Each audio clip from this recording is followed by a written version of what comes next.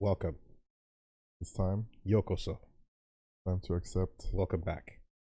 Welcome back, everybody. slop arts. Flop. Take it in. Once again. Accept. We are in an accepting mood. Accept. Whatever comes our way, we set the tone. We prepare our minds, bodies, and our spirits for whatever the fuck these animals. We are blank canvases. Indeed. Allow them to pollock all over. You can even lean into it. Yeah. Try to Catch some ropes. Ooh. Yeah. Oh boy, how you doing, everybody? Man, tell you what feeling old gets like. Getting old feels like that. One sip of the goddamn apple brandy, and I'm like, this morning I was like, oh, Oh, word? a little bit. Oh, Yeah. wow, that's crazy. Yeah. You know, I feel it. I feel it. Yeah, I know. That's very. But I very also low, like, so I pretty much like never drink these days. Like whatever was there or is there and stuff, it changed quite a bit. Like once I started eating differently, once I started being more careful about the beatus, Yeah. all that kind of changed. And then just generally casually, I like really never drink. Like if I'm out with all Yeah, you you'll have know, a beer. something to that effect. A cider or something. But it's literally at like less than once a month. You Yeah. know? So I feel like that combined with age means like a single glass neat. I'm just like, yeah, okay. I didn't it's not that I felt anything. It's not to say that I felt anything drinking it or after consuming it. Right? It's weird. Like that part is still the same. So like I don't feel the impact of the thing any differently from the way I used to. What I mean is something carby late before bed, something barley based or something, potato based, before bed, and I wake up like kind of tasting it and feeling that little, Oh wow, damn. Okay. Yeah. Are you doing better? I know. Right before the event, you were like feeling something. True. Yeah. I think I made a poor choice of food beforehand, and it was a quick, convenient, but ultimately like not the right type of food. I think. Yeah. I still say like before sitting down to do an event or to play something or go into a tournament, a yogurt parfait is undefeated. Right. I think that's the best thing to do. A New Zealand meat pie might not be. It's convenient and it's easy to heat up. And when you're having a busy morning and you're like, I want to set the stream up, make sure everything's working, boot the game up, make sure I can take all my notes, practice, and do all that, and then make sure that I'm not too starving as well by the time we get ready to roll. And once things are underway, you can't really get up too much. So I'm like, okay, well the meat pie is right there, and I can heat it up, and it's good to go. But it's gonna sit in you. Yeah. And I think it unfortunately kind of did a little bit. In the end, it didn't make anything that negative once we started rolling, and it actually worked out that like there was a stall for the beginners bracket to complete itself before we started because I had time to like settle. But like if we had started immediately, I would have been like the first couple matches for sure. But it would have been like, fuck, I'm kind of playing through something, Yeah. But all this to say that it is just weird to wake up and go like, oh yeah, that's true. I had a sip. That's all it took. Yeah. I don't know, man. It is. Yeah. It'll happen to you. How's it going? Doing pretty good. Had a big week, Big week. Very eventful. Big week. Yeah. It's been straight. It's been straight through. I mean, well, minus podcast day, for you obviously, but I've been going Monday, Tuesday, Wednesday, Thursday, Friday, Saturday, all day. Here we go. And we cap it all off with a slop stream. Did Woolie finally do well in a tournament? I'd say so. I don't know about finally, but that's damn. I won, so I think that's a yes. How we doing? Yeah, man, feels great. Feels really good. Really happy with that run. Really happy with the pop offs and the hype and the energy and everything of it. And it feels awesome that like the things that I practiced, I was able to put into effect, and it came into fruition, and it made a lot of those matches more manageable. You know, the labbing and the notes and the coaching and the stuff that was like addressed, you know, in general, like pain 100% into being needed in a couple of those matches. And like I still have some fuck ups where I saw like basically yeah, I still look at it and I went like, okay, there's a couple things there where I shouldn't have done that. I did this instead. It ended up working out. But like I made a few plays that were like safer, but not like the perfect competitive play. But yeah, no, in the end though, good shit, you know. And um not to turn the whole beginning of this into the recap of that ultimately, but like I mean, incredible fucking team top to bottom is all I can say. You know, really got along great, and everybody was just in it, in the zone, felt it, felt the energy, and um the coaches were able to like match speed with target, you know, for each of us, and kind of look and go, okay, I see what type of player you are, and I see where your, you know, I see where your strengths are, and I see where your weaknesses are. Here's what's going to make the difference for your seed. Hopefully, be enough to edge it out. Hell yeah, that's absolutely. Um, yeah, Gary's the best. Gary's the fucking best. He's so cool. Um, yeah, you got to get Gary, and you got to get Gary on. Oh no, Gary's already into fighting games. I mean, just in general. Yeah, absolutely. No. I mean, look, you know, I've made it quite obvious and clear over the call if you were listening last night at all. But like, you know, I plan to invite them on and have them on the pod and all kinds of. We'll figure it out once the schedules all work out. So, you know, make no mistake, like the fact that everything was so hype means you're gonna be seeing them again for sure. You know, Shenanigans. That's a good name. How's it going in the messages? KYH9, thank you so much. That's that 04% where we go to work. The parade was crazy. Oh, you're out in New York. Saw that shit. Yeah, okay. I saw a video of a fan like passed out or something. A Knicks fan was like on the ground, and then like someone, like people were like rubbing him and giving him like, you know, first aid to like help resuscitate him, and they like woke him back up, and like he woke up and he's like, oh, and like the girl who was like helping save him was like really cute, and he woke up and was like and he tried to like lean in to kiss her. She's like, what the fuck are you doing, bro? I'm saving your life, you idiot. He just came out of this fucking like near death experience going good. Oh my gosh. It was so insane. That's nuts. It was complete nonsense, dude. You know, you're almost like, okay, do you get the are you allowed a few seconds of I was out of my mind. I didn't have my senses about me. I thought I was dead. It looks bad, man. You know, it looks really bad. It's not a good look. It's far from a good look. But can you pull the like, you know, it's like I just left the dentist kind of excuse, you know, just yeah, man, you come back from the dead, and you know, at least the first 10-15 seconds you're completely you're not yourself. You don't know what's going on, right? Just God, that's creepy. No good. Yeah, that's like the kid in what's that movie? Is it in The Sandlot? Or the baseball movie? The baseball movie, where The Sandlot, the kid drowns in the pool and the girl saves her, and just like, and he kisses her when she's doing CPR on him. I don't remember that moment, but probably that sounds like a moment from something like The Sandlot, or with the big dog. Shadow Tag, how you doing? Thank you for the tip. Much love. Appreciate the support. No one gets to say you got carried after your performance today, man. Now you won. You got that bag. Thank you very much.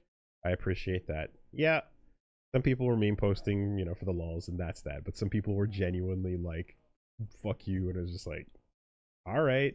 What do you mean? Why? Fuck you. What? There were some people that were like posting the copy pasta, you know, and then there were some people that were in the chat like legitimately going, you only got there because of how carried you were and like and all Okay. and talking shit about whatever. I see. It's like I don't think the kills I got, I don't think the rounds I took, I don't think the calls I made, I don't think the air grabs, the text, the blow ups, the setups, everything that I was doing to support the calls, I don't think everything I was doing that effectively won and killed out the opponent while Gary was mixing and fucking murdering the shit out of them disqualify me from earning the win that week. I ain't gonna 100. have that. Yeah. So talk your shit if you want to, but they're whack. Tech Turtle 7, how you doing? The slop cometh once. Indeed. Yeah, scoreboard. That old, you know, just like, hey, what? I just diffuse all arguments by going just pointing at the scoreboard. It's the equivalent of like guy who lost, you know, scrub quotes kind of thing. Yeah.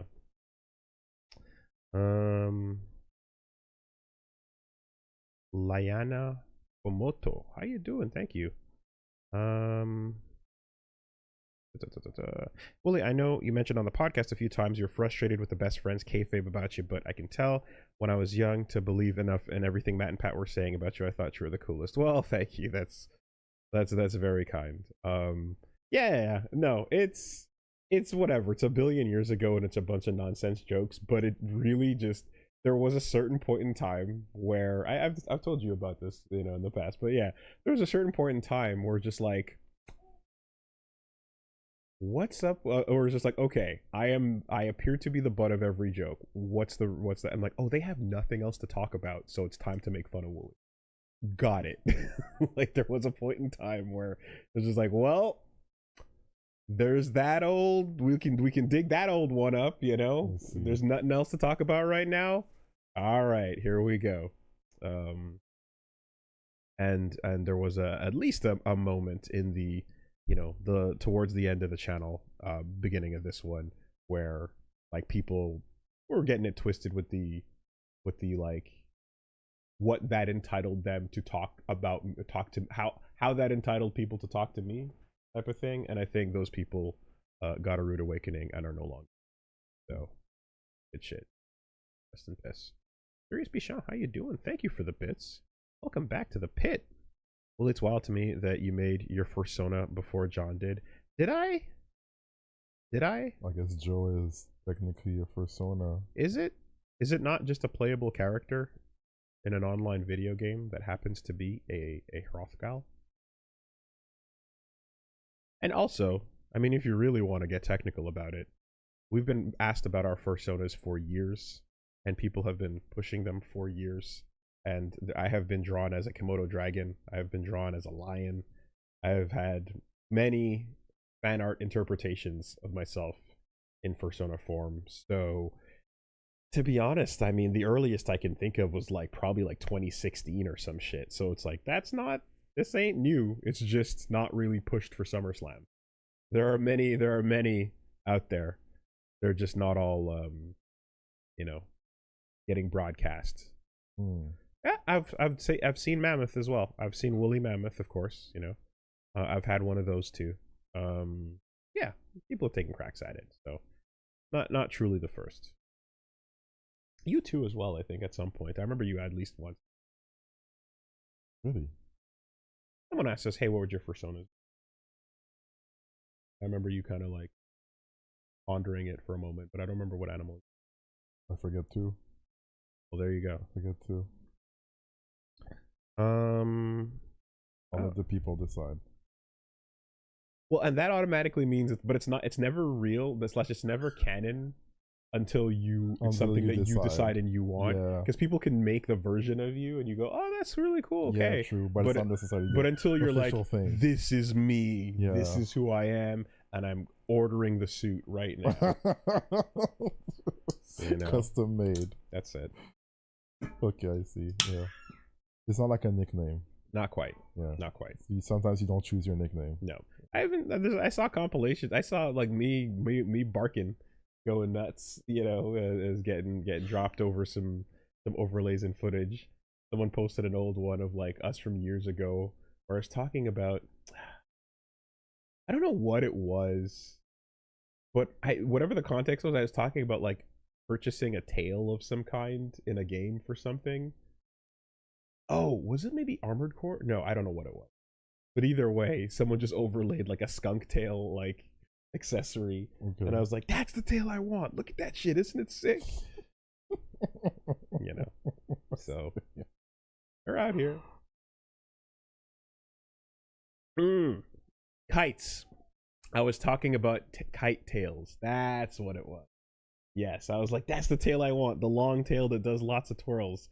Isn't it sick?" And they've just put a skunk tail. Funny.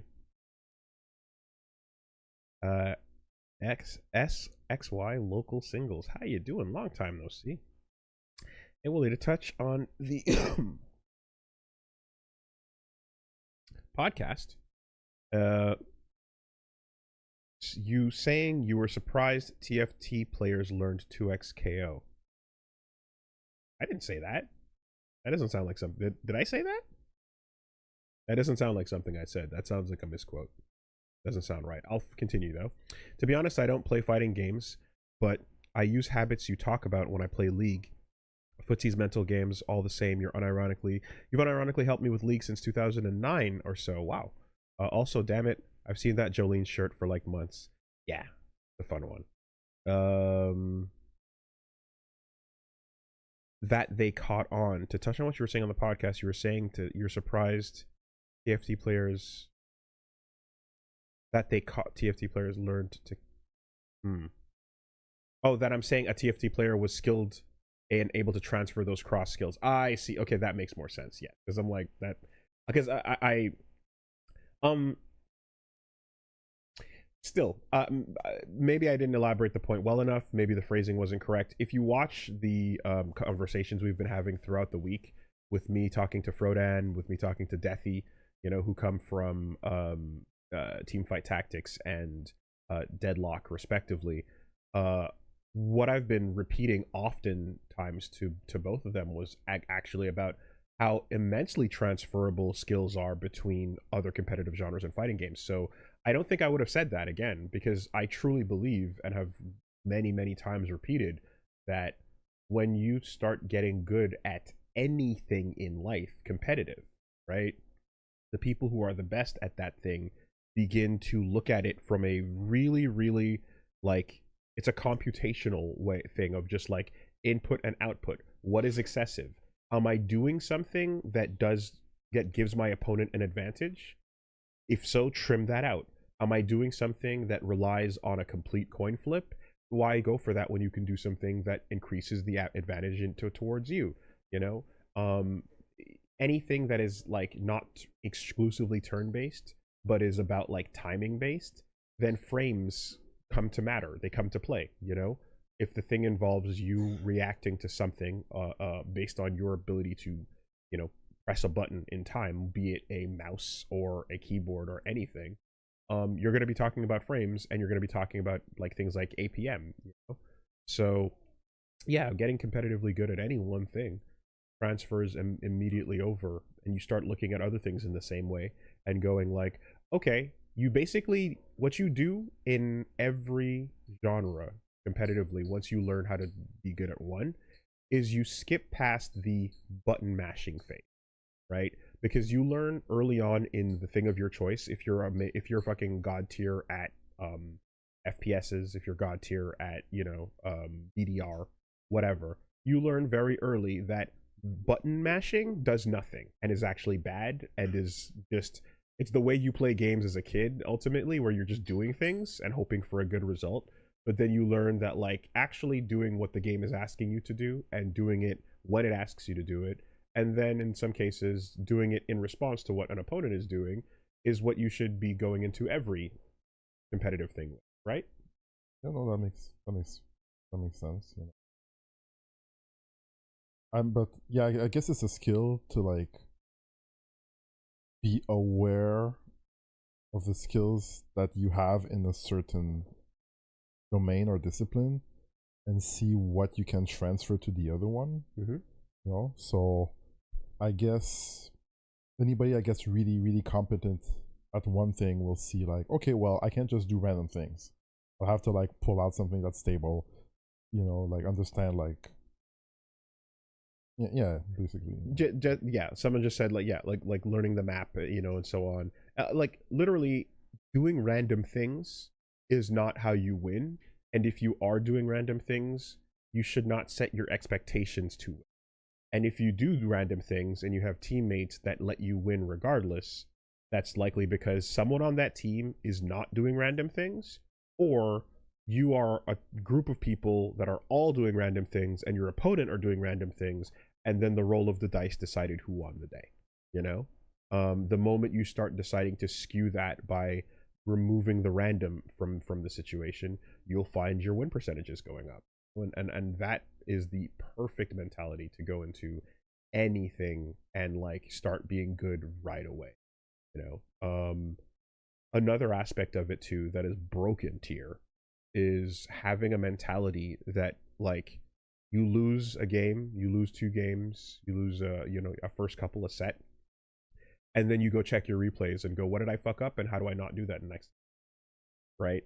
Like the immediate adaptation to just like cover over that mistake so that the thing that you fucked up is gone from your repertoire, and then you just start muscle memorying or strategically memorizing how to counterplay that or this or whatever, is so insanely strong.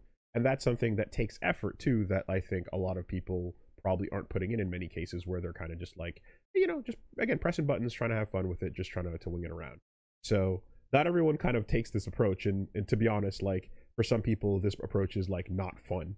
You know, for some people it's too intense, it's too, you know, try hard or whatever you want to call it, for the relationship some people want to have with their games. But yeah, if you start playing like fucking, you know, Yu-Gi-Oh, and like you run some decks and then you lose, and then you immediately start looking at the places where you lost and you go, okay, what did I lose to? Was it because of what I played, or was it because I wasn't ready for what my opponent did and I had no way to stop it?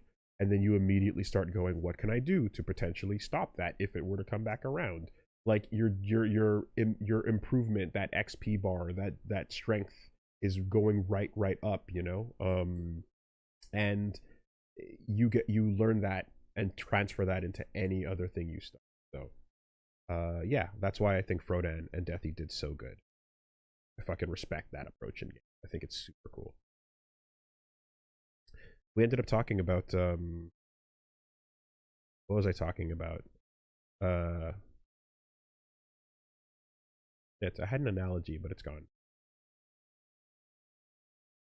Oh, it was oh yeah, no, sorry. I was thinking of the hide and go seek in the house analogy of just like the mental stack of, you know, learning to fight against opponents who don't know the game as much. And it's basically, and I said it was the equivalent of like if you're playing hide and go seek in a house with somebody, but the person who is a beginner does not know about any room besides the kitchen. So you're worried that they were going to go upstairs or downstairs, and you know the house because you've trained enough to know the house. But you realize, oh, they only know the kitchen. This is going to be easy. I can stop thinking about the excess. I can just look at the kitchen and go, oh, you're behind the stove. You're under, you know, you're over behind by the fridge, right? And then when it goes the other direction, it's you looking all the way up and down the house against an expert, being like, God damn it, this is exhausting. I'm going to the basement. Do they know? Okay, I can't find them in the basement. I can't find them, you know, upstairs. And they're like, actually, I'm on the roof. You know, and you're like, oh, I have to go up on the roof. That's so like it just a whole other like you know, aspect of it that you weren't aware of. And then the next expert you fight is like, I'm on the roof, but I'm hanging off the edge. You know, go get the ladder. Good luck. Is the shed part of the house? Exactly. Yeah, yeah. Ronin 19XDX, how you doing? Hey, Woolie, love and support from Kuwait. Thank you so much. What's up? Wow. Hey, Kuwait. Pretty far. Well, Hell yeah, other side of the world. Apps Lock, what's going on? Thank you for the tip. Thanks, guys, for all the content over the years. Here's a question for both Woolie and Reggie. Is there an opinion that you know or would hear from the you of the past that would make you go shut the fuck up?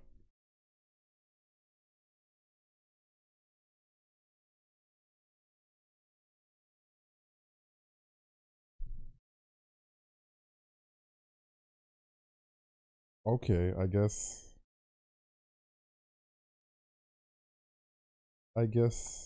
one thing that comes to mind is the Brawl video we did when we were like, don't play Brawl. Yeah.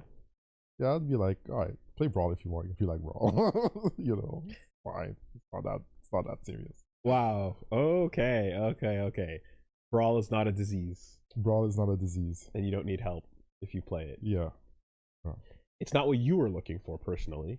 Exactly. Or Kage. Yeah. And you didn't personally have reasons to want to continue playing this as a sequel to Smash. Yeah.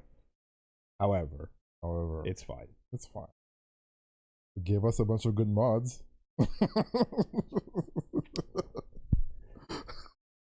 Could I propose a theory that this mature point of view not only comes with time, but it comes with a place where that path was not the path that was adhered to. Brawl was a deviation, and then things kind of went back into a place where, you know, Smash is current and fine, right? It's not it's not Melee sequels happening for sure, yeah. But Smash, okay. Obviously, the things you love about Melee, you're never going to see again. But the things that made Brawl so awful for you guys also did not come back in the rest of the sequels. So that the final version of the game that everyone's playing right now is something that is much better than Brawl, albeit not as good as Melee. Yeah, that's fair. Right. Fair assessment. So because it lands over there and you're like, okay, Smash is fine. You're not in a place where you're like, Brawl came out and that was where the whole thing cracked and we went left and we never stopped going left. Well, just after so many years of seeing like people being so easily compelled to just go online and shit on stuff. Yeah, okay. And it's like, not that serious, man. Go take a walk. You know, like, don't need to share like Steam charts numbers and bullshit, you know. Yeah. But the hate makes the numbers go up. There you go. So the screams and the hate. Loud is funny. Yeah. Yeah. Oris D. I saw you talking shit yesterday, Oris D. I saw you talking mad shit. Talking about the carry shit. You were one of them. I saw that name. Oh, damn. Calling out people. Calling you out. By name. I saw what you were saying. Oh. Showing up here trying to sneak in, be all nice. I saw you by name, son. Fuck you doing in here? Trying to scooch on up, pretend you didn't say shit. See you live. Like, yo, man, good shit in the slam. Oh, man, I was cheering for you. My boy. Yo, my boy, you did it, man. Bring it in. I seen you. Trying to pretend. God. What's up? Yo, say something. Yo, say something. This is the SLOPSTREAM, nigga. I ain't got nothing to do. We got time to kill. Equal opportunity hater. Yeah, all right. Say something. Fucking trying to pull up smiling. Don't think I don't know. I'm out here. Blue Wizard. Oh, my answer to the question is one that has been brought up before, but I was completely wrong about what I thought the Souls games were. I was completely wrong about it simply because the art style of shiny knights in armor fighting dragons felt like really boring post-Tolkienism, and EverQuest had turned me into somebody that found that genre of like video game art style and approach to be one that was just really uninspired. And I thought, like, if you're gonna make a knight, why not make the knight's armor look interesting? If you're gonna make a genre, if you're gonna do any of this, why not do something that hasn't been done so hard, or deviate a little bit from the path, or whatever the fuck I was saying, which I still agree with to some degree, admittedly, you know, like and it's like there are concepts of like, yo, I think armor and knight's armor is badass as fuck, but like there is the knight that you see in, you know, like the old timey sort of accurate, you know, like with the full big clunky chest piece and everything. Okay. And then there's the fucking berserk armor, you know. And then you're like, yeah, that guy's doing stuff. And I just didn't realize that Souls was being so interesting and creative with their design. I truly just thought it was generic knights swinging generic swords and shields against green dragons who were breathing fire, you know. And I was very happy to be. I would have told myself to shut the fuck up. Yeah, I think like the gaping dragon was one of the ones that was like nice and early. Like, yo, that is not generic at all. It is a dragon whose mouth rips all the way open to its stomach. You know, that's super cool. Like, I remember at this point I'm open to anything because there's really like nothing new under the sun, and we're in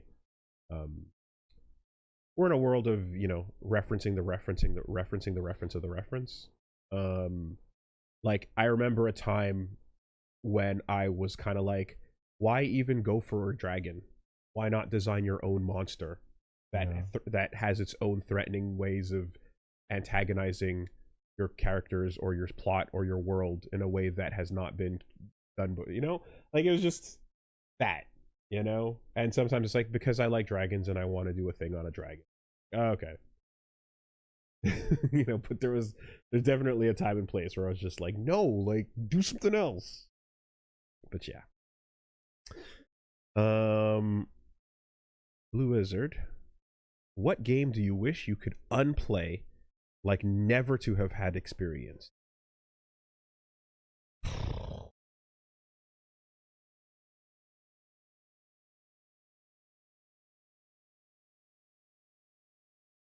That's a funky question.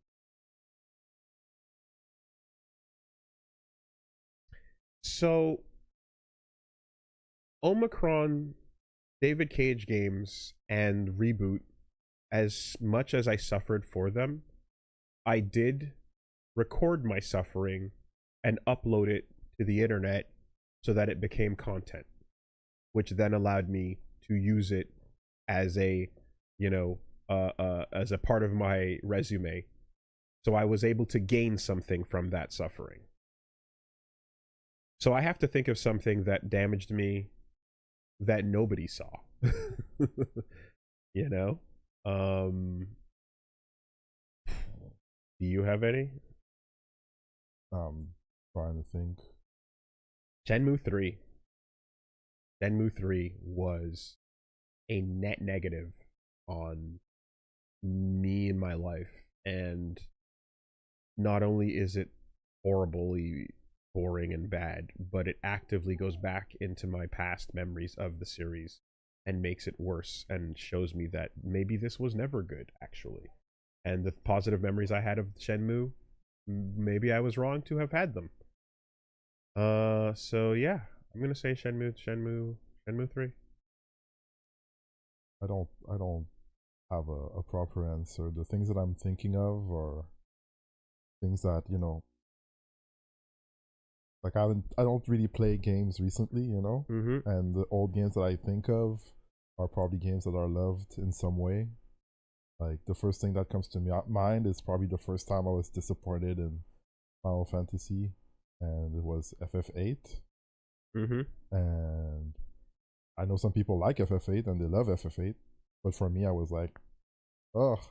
And I finished it. Oh yeah. And I didn't even finish like the Omega weapon because I didn't care enough about the game. And I was like, FF8 is whack in a lot of ways. Is it? Okay. Absolutely. Right. Okay, I don't know what's the stance about FF8 out there. The stance, I know people love Gunblade and Squall, and the stance is Squall and Gunblades are cool, and if it was your first time experiencing the hot boy teenager, FF8 is the best one. if it was your first teenage experience, and it's a magical, cherished item in your heart, like Kingdom Hearts that will never be defeated ever. If you maybe had a little bit more exposure before that, if you played a little bit of 7 or 6, and or if you saw some other stuff, you came into it maybe with a slightly more critical eye and went, yeah, this sucks, this character ain't doing much, and hey, Laguna's cool.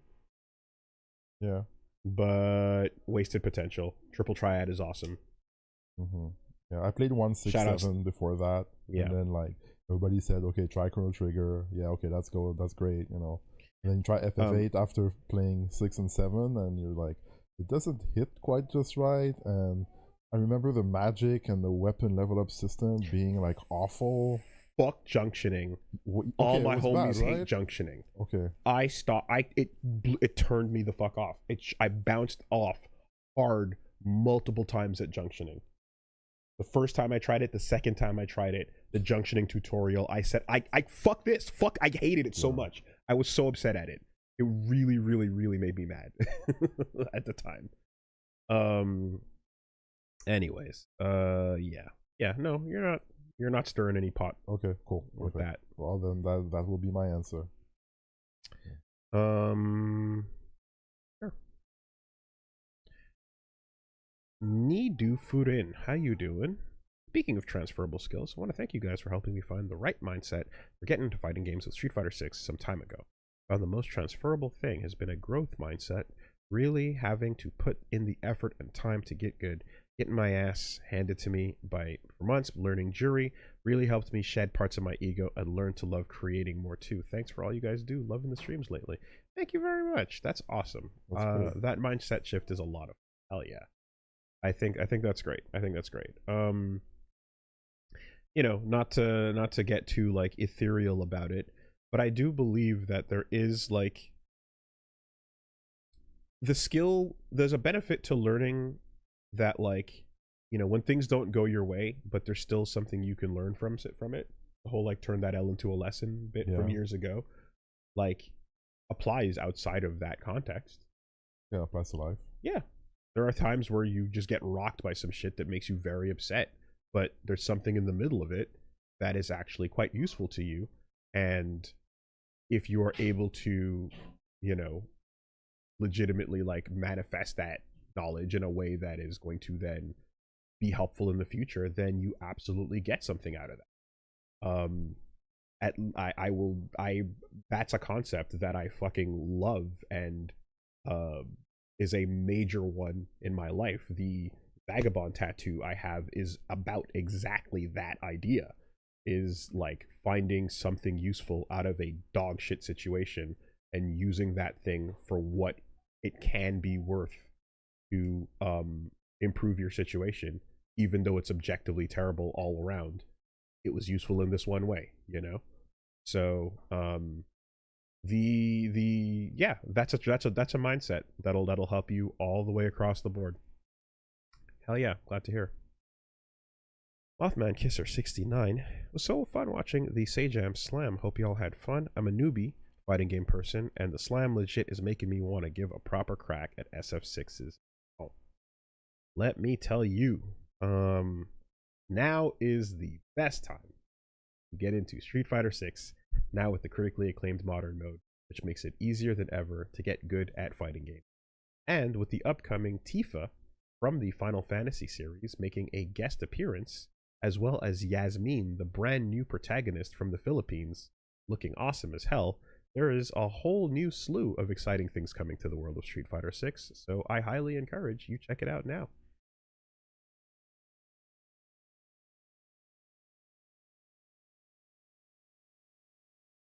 Ronin 19XDX, how you doing? Yo, Wolves and Reg, I was wondering, I personally sometimes use David Cage games, Minecraft Story Mode, and Souls Games LPs and playlists as low-volume ASMR when I try to sleep. I know, but I was wondering if you had any white noises that calm y'all. I just fall asleep to random podcasts, you know, from time to time, or just like clips of things. Like, there's nothing that really, like, I don't pick any one thing per se because I know it'll backfire against me, because your brain can get used to associating something with sleep, and then the next time you listen to it and you want to be awake for it, you start getting sleepy. Or similar to using something as your alarm clock is the fastest way to hate that thing. I used to use particular songs. Yep, the mini bosses had a cover of Mega Man 2 that I loved. It's a 10-minute song, and it has the full experience of playing through Mega Man 2 with them just rocking it out. And it's great, and I used it as my wake-up music in the morning during college, and I fucking hate that song. Particularly the first minute makes my skin crawl, because it's what I heard when I didn't want to get up. at a very loud volume, and it would jump scare me, and that's all I can remember now. I definitely ruined some songs. Like that. Like for me, it's Tegan and Sarah's Yeah. I Was a Fool for Love. And I would put that as my alarm, and whenever I hear I'm like, oh, it's bringing me back to a bad place. Bad place. I got next song. I'm sorry. I like that song, but bad place.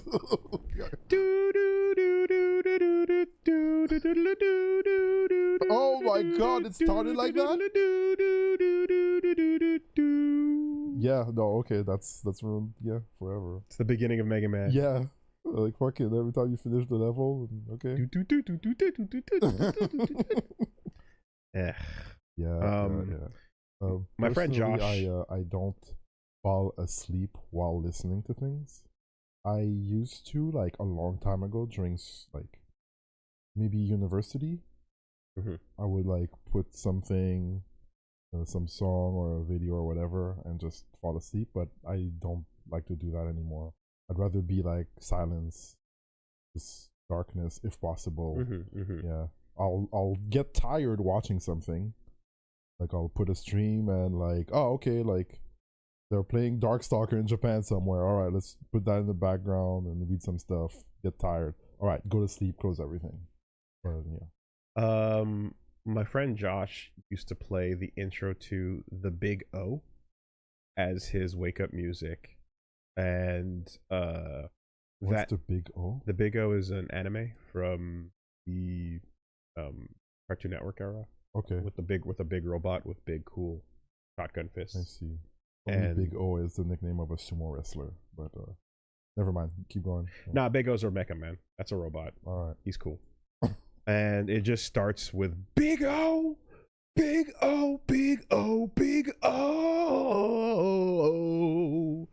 And like that's how you wake up in the morning and give yourself a fucking heart attack. You know what? I think they use that song when they make mean clips of the sumo wrestler. Oh, actually. do they? I think Big so. O, Onosato. Big O, Big O. That might be.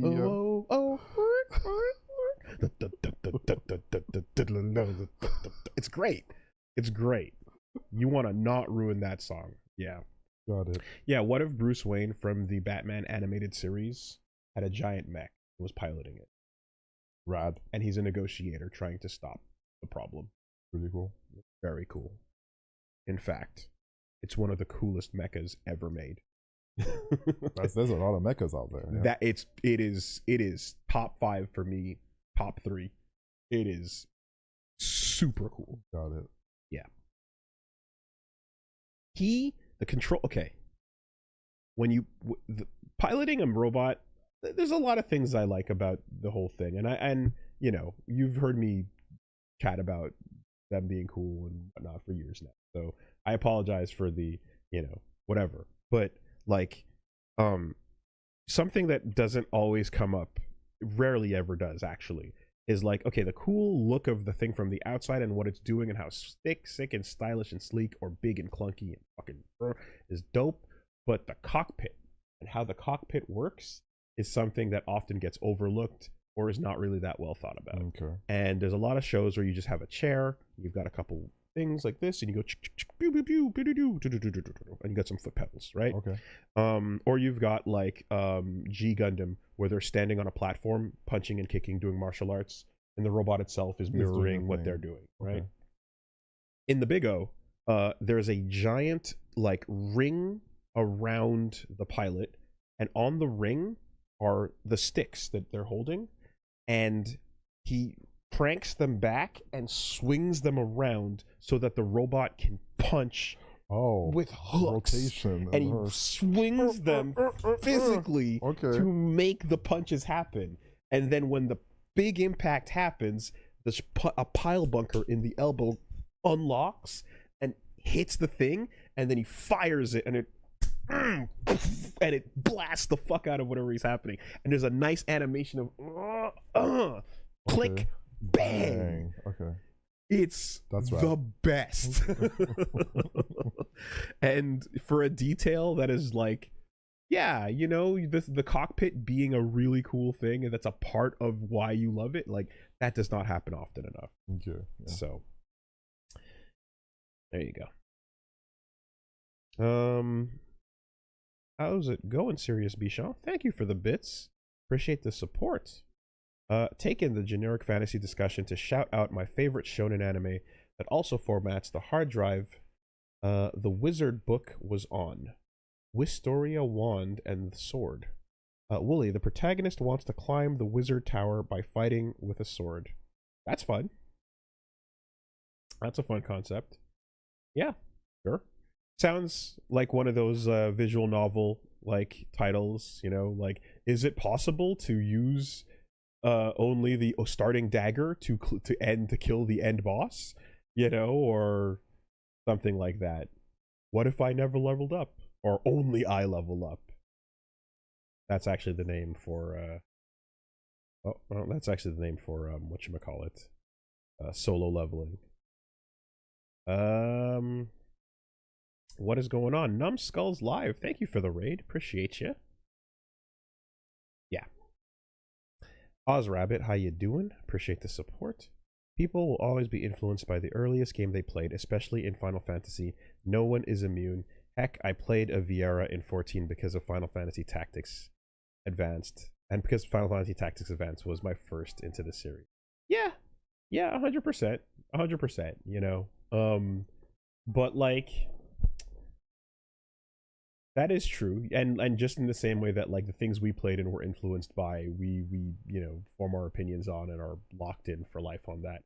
But like I think you know that like a product of being like holding up NES and SNES games in high regard is that like you don't have as much to criticize about the protagonists and the dialogue in those games Because there was none. as opposed to Squall ... you know, being right, like that is a particular type of character that is expressing themselves a particular type of way, which a bunch of people in high school at the time either thought was the peakest cool thing a kid could do or was actually kind of lame. You know, so if you model your whole personality around it after the fact, you know, it's like, yeah, you saw that at a vulnerable time when you're trying to figure out who you were in life, then it's not surprising things turned out the way they did. But yeah, I just you know I look back on things like that and I kind of am like, well, I already kind of was in a time where I was like, I wish protagonists. I remember one of the early thoughts I had about like RPGs, you know, when I started experiencing them, which was a bit later, admittedly, because you know RPGs were like devil games or whatever initially at the time. But when I did get around to them and stuff, and a lot of other things, I did like have a thought, which was like, okay, I understand a game where there's pretty much no dialogue, and you know it's very minimal overall.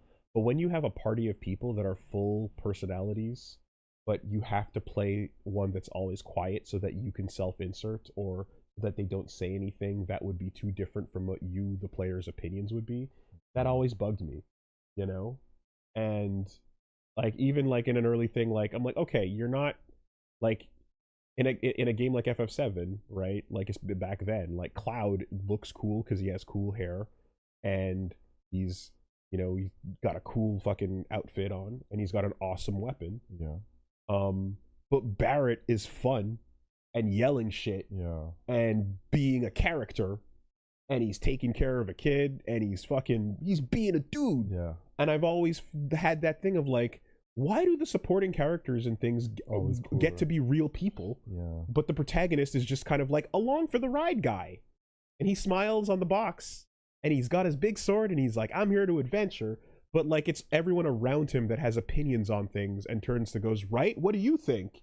And he's like, I'm here for adventure. I always was like, you have people with opinions and full-fleshed characters and backstories here. And if you're telling me that this kid's backstory or the only thing that is standing out is them getting a headache from time to time or getting stabbed in the shoulder, I'm like, we've done this. Heroes get stabbed in the shoulders and they get amnesia, and then they get headaches. We know, you know. So there's always that thing of like, man, put me in the Put the camera over here. Yeah. Shift it over by one. Just shift it over by one, you know? And there's a concession there that I accept, which is that, like, I think that would do really poorly in certain markets. Like, I think Japan would hate that if the protagonist was too opinionated, too loud, or a little too not confrontational, but like too yappy, right? I suspect that would not go over well, but I think that you can hit some happy mediums, and it doesn't always turn into like massive commercial success, but Lost Odyssey, I think, is a really great happy medium because your protagonist is, you know, calm, fairly silent, cool guy with a sword that you can pour yourself into should you want that. But he's got an ex-wife and he's lived a life and she's hanging out over there. And oh, there's kids and there's like, oh, there's a whole character here and there's a whole thing and there's a whole life that was lived with personality that has nothing to do with you, the player, and your choices. So you are jumping into the role of a person who exists, you know? And I think that it is nice when you get to feel that. Not to say that that's Cloud, because obviously you get to the stuff about Cloud that makes that stand out. It takes a while to get there. Yeah, everybody was like, no, what are you talking about? Cloud is cool. No, it takes a while to get there, but you do get there eventually. But I'm just saying, I remember back then kind of having this feeling of like most of the time going into an RPG with a character who just doesn't feel like they feel like they're an open template. You know, they feel like a create a character that slowly becomes a not create a character.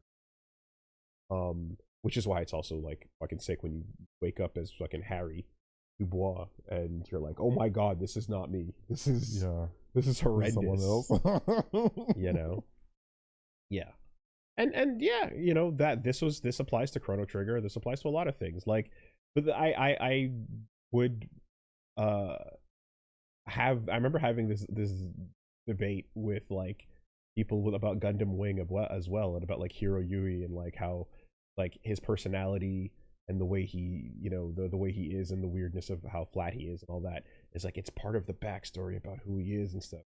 Okay, yes, I know. I guess I just don't like him very regardless of that. And that's fair. You know. But that's it. If you seem to be a generic silent protagonist that doesn't have much to say, and then it turns out that there's a great reason for that because we go through the reasons, then okay, we got there. Would it have been interesting for you to be someone else from the jump potentially? Maybe. I don't know. If you're somebody who connects with that story, perhaps not. If you're somebody who connects with the idea of losing your identity and then trying to find it or something, that might be something special to you. I know for me personally, I tend to look to the people around the main and go like, damn, they got more going on in so many cases that I wish we were following them. You know, it's the Giorno versus Bruno problem. Bruno is way more interesting than Giorno, you know? And even in the example I gave in Lost Odyssey, Seth, you're the girl that hangs out with you, is way more interesting as well. Barrett, like all these things, I'm just like, yeah, just check out this person right here. They got opinions, they got cool things to say, and they've got a full story going on. Anyway, we're going off the rails on that one. Thrillville. Talking about Thrillville? That's crazy. Trailar, how you doing? Unexpected SLOPSTREAM. Hell yeah. Thank you very much, Trey. Gonna hit you up for that thumbnail once the time is right. Variety Man, how you doing? Appreciate the support. Hey, Woolie, I don't know if this is how we send links, but have this money anyway. I imagine it's for the baby. Oh, thank you very much. This is not how you send links. This is not how you send links. The submission process is currently closed. I know this is confusing for anyone who's just joining for the first time, but the SLOPSTREAM process, while it would be easy to just have people send things in and click them at random, y'all cannot be trusted. Gary! Wagwan. Hey. What's good, boy? Oh my gosh. Complete detour. Yeah! What's good, baby? What are we doing here? Huh? Yo, we running sets? Yo, fuck the SLOPSTREAM. I'm booting up. Oh my god. Yo, boot up, boot up, boot up, boot up. Ah, shit. How you doing, man? Yeah. No, we will, like I said earlier, like to be continued. Be continued on that. For the process of y'all sending in whatever random shit, we are going to be basically, we have a sheet that you submit. Either we have a Reddit group, and then we have a Blue Sky group, and you can submit your YouTube links to those two things. They get vetted so that when I watch them, I have a team of mods who are going to make sure that what I click on doesn't get me terms of service kicked the fuck off of the platform, because y'all can't be trusted. Never. And even then, the first time we did this, we still had a problem. Still had titties. We still had a problem the first time we did this. So it complicates the problem, and I know this is annoying, but because people can't be trusted, we have to put in a little measure of security, and that's what. So we fill up a big sheet of submissions. We have 2 teams, and we work our way through, and then once it's done, that's the season completed. So we are not taking submissions until we make it through, because the current one that we have for 2026 is still underway, and we got a couple pages to go. We got a ways to go here. You know, I'm looking at probably over 100 videos on the list, you know? So that's the deal. And of course, once open submissions are available again, I'll be posting that up on the socials, and I'll let everybody know, and then you can come in, put the slop in, and then the mods can determine whether or not good viewing material. We also have a whole like little combative system between the two. So if this is your first time tuning in, we basically have what used to be Reddit versus Twitter has now become democracy versus imperialism. Shout outs to Legend of the Galactic Heroes.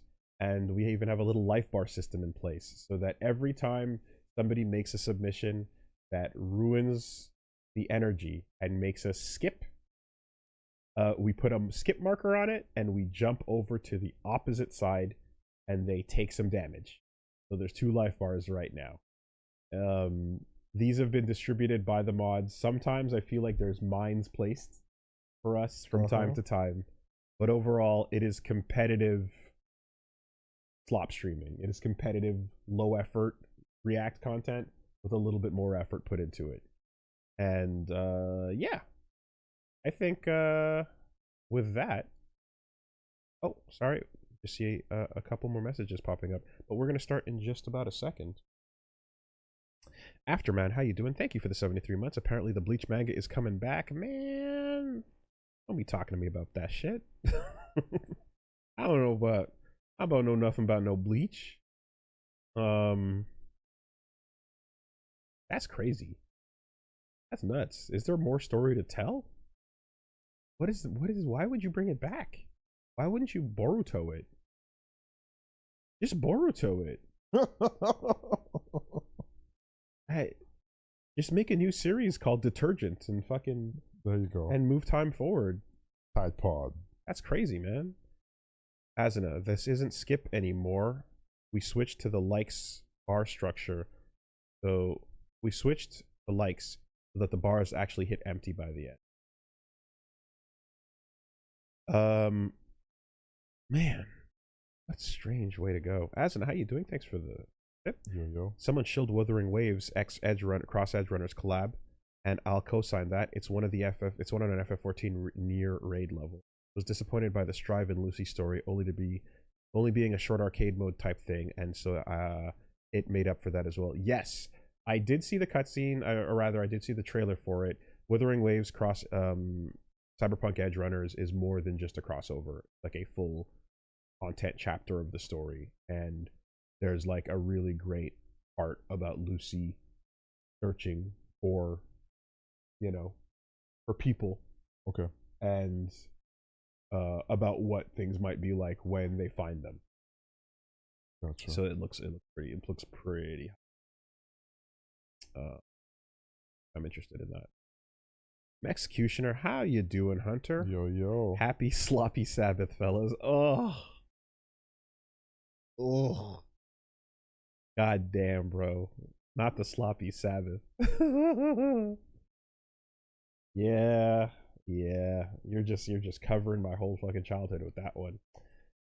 Enjoy the memes. Can't wait. Run the animal gauntlet. Stay silent till you lose the 1v1. Chicken, goose, octopus, goat, hog, cow, black bear, moose, gorilla. Where on the spectrum would you land? Also, what would you say is the biggest you could take? Damn. Like fighting an animal 1v1? I'm like, are we picking like styles of fucking Shaolin? Yeah.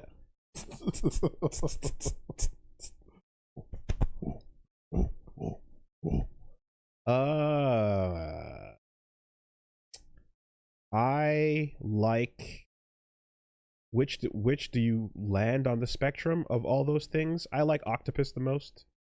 Um, find your way out of a sticky situation. Smart, able to solve things and open up that jar, get the fuck out of there, blend in with the environment. I like the octopus. That's a good pick. Strong in that. And I think I could take an octopus. Yeah. But those things get fucking scary if we're on dry land. On dry land I can take an octopus. If we're in the octopus's domain, I'm getting dragged to the bottom of the ocean. How big can an octopus style. get? How big can it get? I mean, I'm not thinking about a kraken, but like Ilawi level 3. Yeah,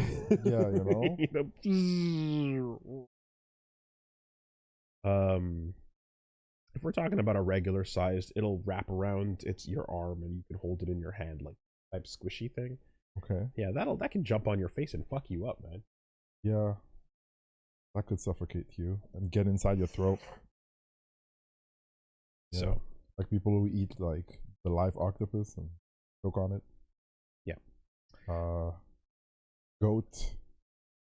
It would be sad to lose to a goat. It would be sad.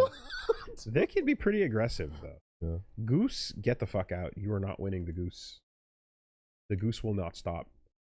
You can cut its fucking limbs off and it will crawl back to fight you. Like, it does not know when it's defeated, and that, for that reason alone, means that you will not win. It's like fighting a fucking honey badger or a wolverine. Like, you're not gonna win even if you win. Also, if you have any kindness in your heart, that feels bad about like hurting the thing that's coming at you as well, yeah, that's getting fucking, you're getting mauled to pieces. Any hesitation and you're done. So I don't know, man. I think we're too soft to fight animals. I think we're too soft. Like, we can talk about this all day and we can Why do you have to call me out like that? Yeah, we're yapping as if we can do these hypotheticals and whatever, but the real is that we're fucking soft ass, sleeping in a fucking cushy bed, waking up in the morning, yeah, brushing our teeth and getting a headache and having some coffee to stay awake, and sitting on cushy ass couches and then fucking climbing up the stairs and catching our breath. How the fuck are we gonna, you know what I mean? We're free to everything on this list. Oh man, I feel so defeated. It's just real. It's just real. All right. Two more over here on the super chats. How you doing? J Venom VA just got back from my first Pride and ready to slop. Hey, congrats! Hell yeah! Hope you had a good time. We slop it up. Sonic Boomers. Ever experienced media that is worse because of the sequels? The Force Awakens. To me, that movie is worse because of The Last Jedi and Return of Skywalker. Rise of Skywalker. I feel like we've talked about that before, a bunch, yeah, specifically. I can keep them separate. I can keep them separate and say that I didn't hate The Force Awakens, but they did nothing with it because it had potential and the follow-up was terrible. But I can keep it in its place and say that, no, I remember walking out of that going, okay, let's see where you go. That was interesting. Let's see where you go, This reminds me, I still didn't see Matrix 4. Every time we talk about bad stuff. God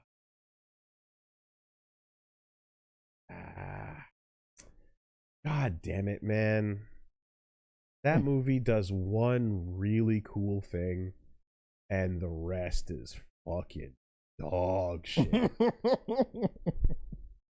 It's like if they could have done that cool thing like back in the preview, whatever. Yeah, like, and it's like it's enough of an interesting thing about it that like I can see people wanting to defend it, but it's just a horrible. It fucking sucks. Anyway, the tangents do continue. Unfortunately, we got some messages that require addressing over here. Damn, you brought that up, huh? You really fucking brought that up. Yeah, I got it.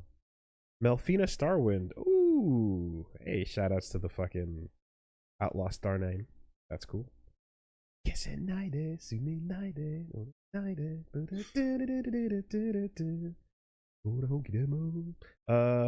Willie and Reggie, thanks for the laughs and calling my husband out on his full legal FF14 name when he accidentally sent you an invite. He was absolutely mortified. Wish you the best of luck in 14. Yeah, well, that's what you get for inviting me to the novice club.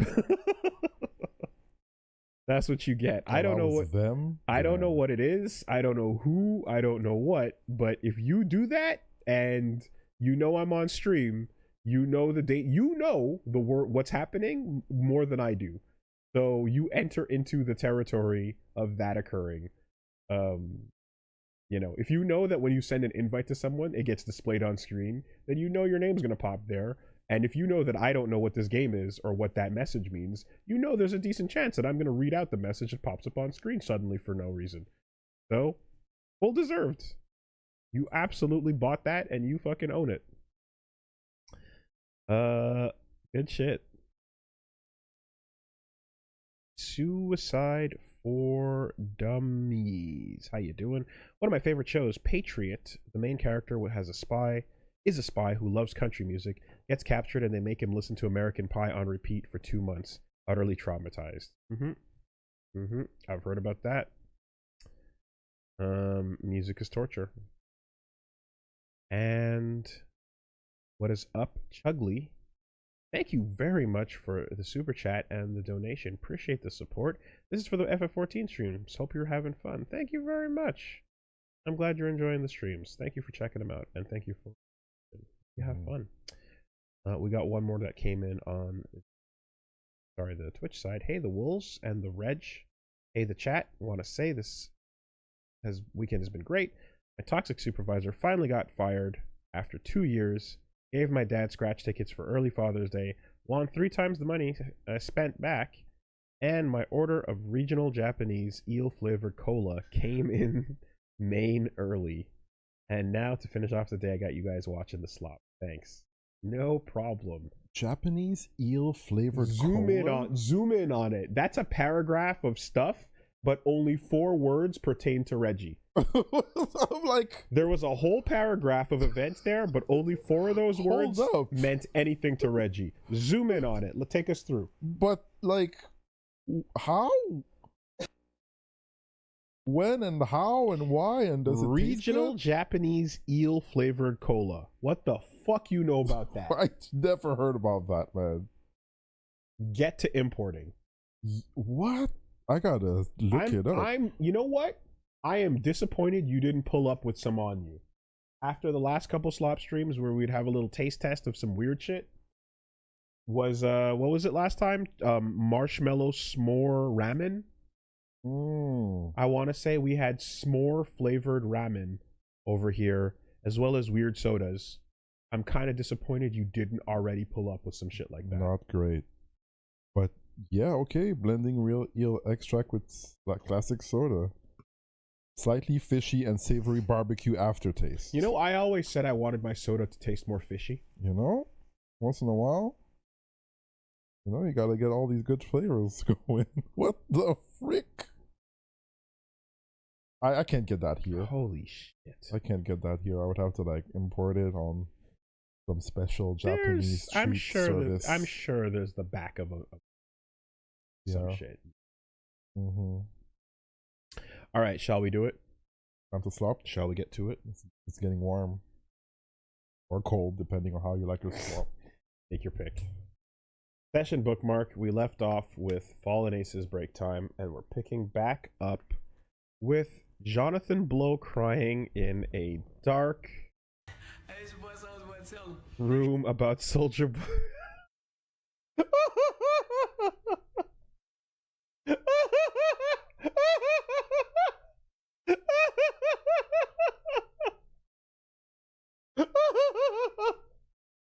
Okay. All right. I hope all the context you need is going to be delivered in this video by Whito. I hope this has all the context. I won't even explain. Hey, it's your boy Soldier Boy. Tell them they got this game right. Oh no, this shit It's called very low for me. I think the video thing is low. All right, let's go. Crank that. Nice, nice, very good, very nice. Hey, it's your boy Soldier Boy. Tell them they got this game right. Oh no, this shit called Braid. Oh no, hey, watch this shit. It's about this little guy in a suit, and he look like Mario in the future, and he just walk around jumping shit. But what's the funny part about it? You can do this right here. Watch this. You? What do you do? How you do that? How you do that? If you didn't catch that. On release day, you start seeing the reactions of people on the internet. And for me, it was a very addictive thing because here I've spent several years, working on this thing in isolation for the most part. And then suddenly it gets out and a lot of people, like tens of thousands of people play it in the first few days. And you see that all over the internet. And for me, that was actually a very negative experience.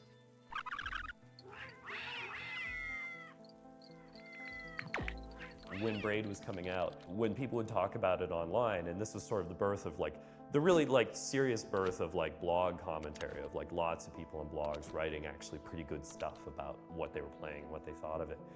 Every time you mention his name, he would show up in your comments almost instantly. His Google Alerts, I don't even think he uses Google Alerts. I think he has something that's better than Google Alerts. So he'd pop up and comment and reply to things or correct people on things and became kind of famous for it. Penny Arcade has kind of cracked about it before. I found that there was this perception of me on the internet that was running away very quickly from who I think I am, and that was kind of disturbing. And there didn't seem to be much that I could do about that. So that was actually a pretty negative experience, and I was actually seriously depressed for probably 3 or 4 months after Braid came out. When you work a long time on something really intricate like that, there's a hope that people are going to understand, the things that you did, and that you'll have some line of communication with your audience and things like that. And some of the most demoralizing things were actually positive reviews of the game. The game would come out and people would say, oh, this game's great, 9 out of 10 or 10 out of 10, and they'd say what's good about the game. And in many cases, it would be just a very surface understanding of the game. You just don't didn't get even it. see what I thought was most special about it. Not that many people understood. And that was a little bit heartbreaking in a way. It's like, oh, I visualized that I was gonna have some kind of connection with people through this game.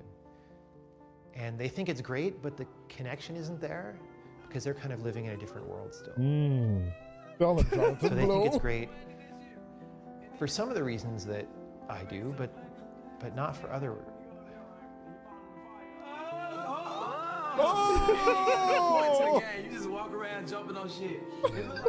They're not seeing the most important thing. This shit's stupid as hell, man.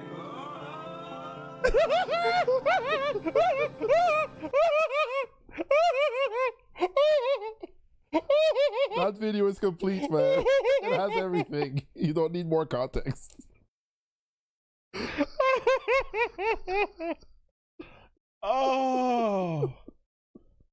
Oh my god.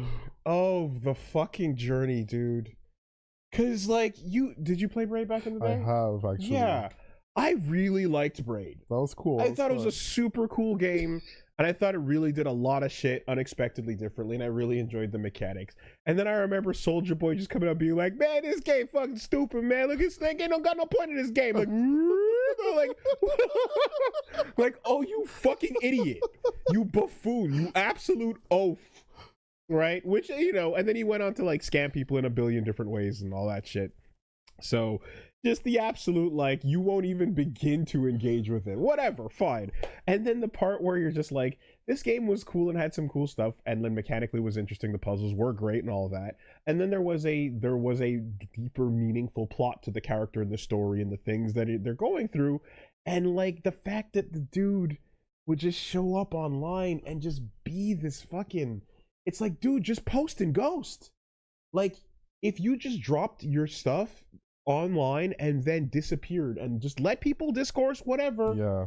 and then every now and then just drop it, just Toby Fox it, just in and out, you know what I mean?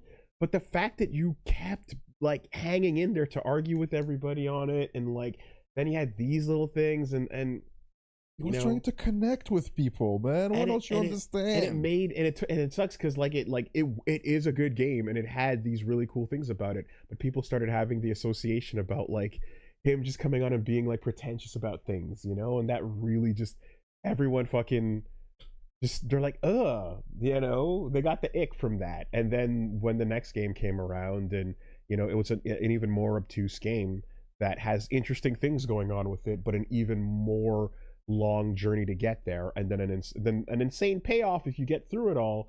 And the way that it would be played there was that there would be like a table and a computer and a setup, and then a chair in the corner, and like he'd sit in the cuck chair and watch you just play the game one person at a time to take the feedback from many people over the course of like a decade or so to get the feel for like how people are responding to the Witness, you know.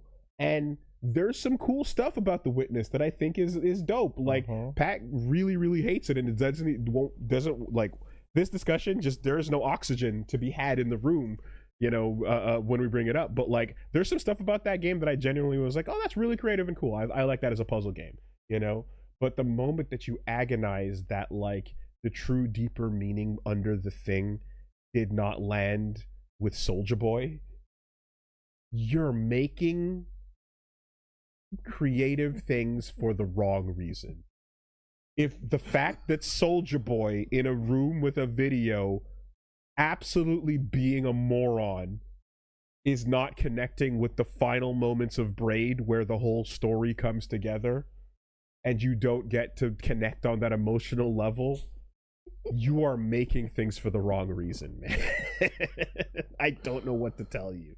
That's crazy, dude. That's really funny. And then the shot of being in the room, you know. Oh, God. Well, oh, Mr. God. Blow, you can leave a comment in the section. Yeah. Since you've been summoned. It's just one of these unfortunate things, because like Soulja Boy sucks and is stupid with all that, and then you're like, Jonathan Blow made a fine game, and then he went on to just have no chill and made everyone go, ugh. You know, not the worst of some of the old, you know, indie game nightmares, but like it unfortunately turned that way. Look, everyone makes creative things for different reasons. You're allowed to express yourself in whatever way you want to. You do not have control over how the audience receives it, and you do not have control over how much of the audience pours themselves into it or refuses to engage with it whatsoever. You don't get this. It's out of your head. Fuck. Sitting in a room with Soulja Boy going. There are like no fewer than like maybe 4 podcast titles dedicated to Soulja Boy, I want to say. Oh my God. Because every time he shows up in video games, It's some dumb shit. It's some dumb shit. It's always the dumbest shit. I bought Atari. You bought an NFT from a fucking grifter. You bought fucking crypto coins from somebody. Nah, I bought Atari though. Okay. I bought I have the Soulja Boy console coming out. Do you? Or are you drop shipping nothing? Is it a Soulja Boy console, or is it actually nothing? God damn. Yeah. All right. Dumbasses. Yeah. You know, I read something in the paper once. Did you, Duckman? Did you read something in the paper? Are you sure you weren't reading Nothing.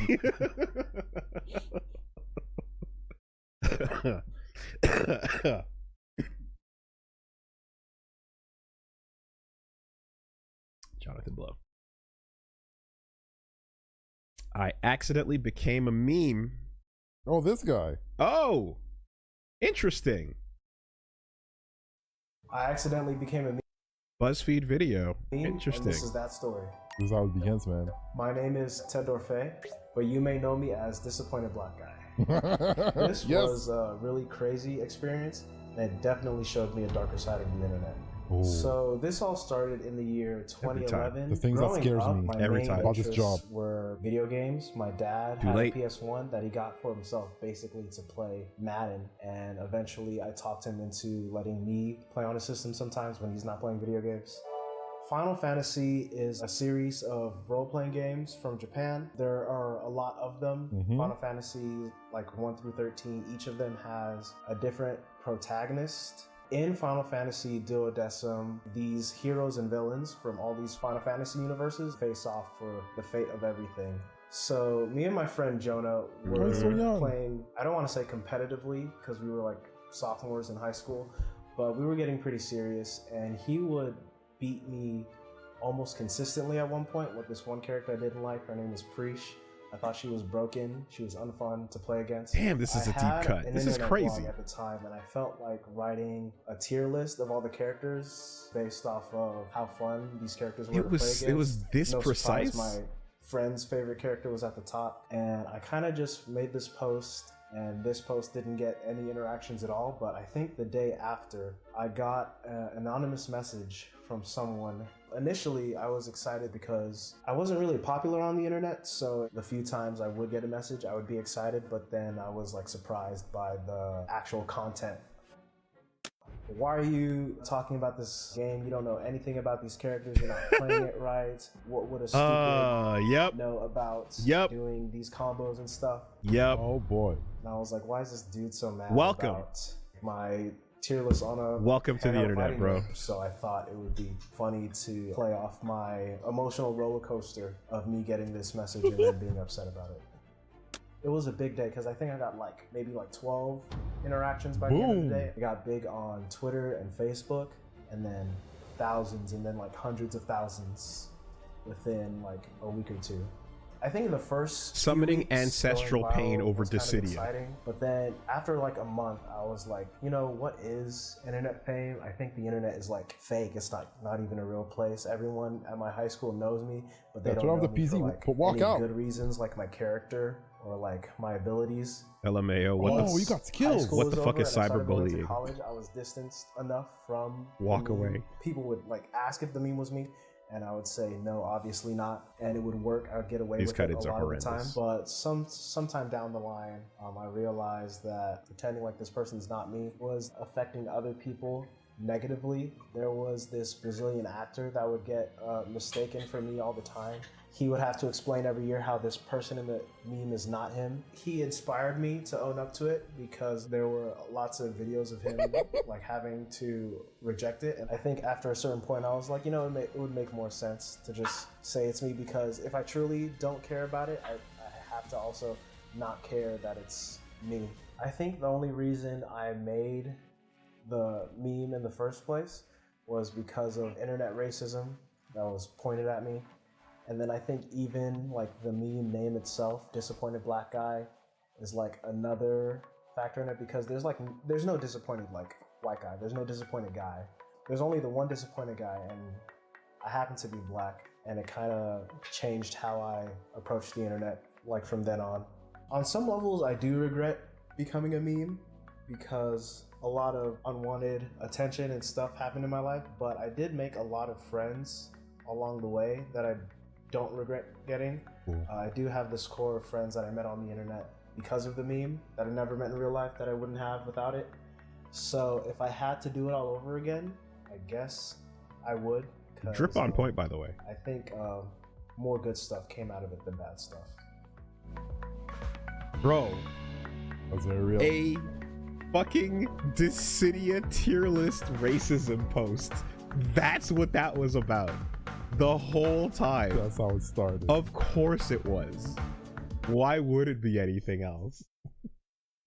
Holy Cydia, really? fucking oh. You don't know what you're talking about, your girl. Oh Damn, my okay. god. Yeah, a Boondocks skit is what that was about. And 100% there was a chance there was Stink Meaner on the other side of that, you know? Yeah, it definitely changes your life to become like somebody that's known across the internet. Like think of like all the Charlie bit my finger. Yep. Or like weird stare by this little girl. The little girl with the face where we're going to Disneyland, and then the little sister's like, right, all of those. You know? Yep, like yep, it changes your life, and then you go to school, and if you're a child actor, that's already a problem. If you're a meme personality, that's another set of problems entirely, because it's the internet. It's even worse than TV. But on the flip side of that, you also have those who are like, the parents are like ready and waiting for those moments to capitalize on them. Oh, so yeah, it's they're like, trying to make them happen. Trying to make the moment happen. They're trying to make the moment fetch, you know? And you can see the times when people are gearing up for it, you know? I always remember the climbing in your bedroom, snatching people up. Not even that. Well, that one is like on the line, right? because hide your kids, hide your wife, right? That the auto-tune the news stuff like blew up, and like I think that was like one of the first ones that like exploded. Yeah. Right. And it was after that one that I was gonna say came Ain't Nobody Got Time for That. Yeah. And if you go watch Ain't Nobody Got Time for That, you could see her, she like it up, yeah. she gets ready to do the bit, right? And then you see her like am I gonna here? Is it time? We're going maybe back down the maybe, but just to prove the point that you're saying, you see she starts out going, well, I was just, and she starts to do the bit. She gets into character. And then she goes, ain't nobody got time for that. And then the sound cuts off, and it cuts to her laughing to herself or someone off camera being like, I just did the bit, you know? And it was like, oh yeah, okay, right. You're going for the bit. 1,000,000% aware. And it still took off. Going to the Shmohoyo or yeah, and it still took off. And you know, it was catchy. Well, but also your auntie on Facebook doesn't care if it's real or not. Yeah, you know, the genuineness of or it being scripted or whatever is not stopped it before. And there's a whole subreddit called Scripted Asian GIFs, which are just like GIFs specifically from China, Japan, and Korea and so on, of just like these scripted moments that are people are pretending just happened out in the wild, but they're super not. Okay, yeah. Someone driving in a car litters, and then this girl walking by happens to kick the can right back into the car window with perfect accuracy, and we just happened to be filming it. You caught it. Nothing is real, Woolie. Nothing is real.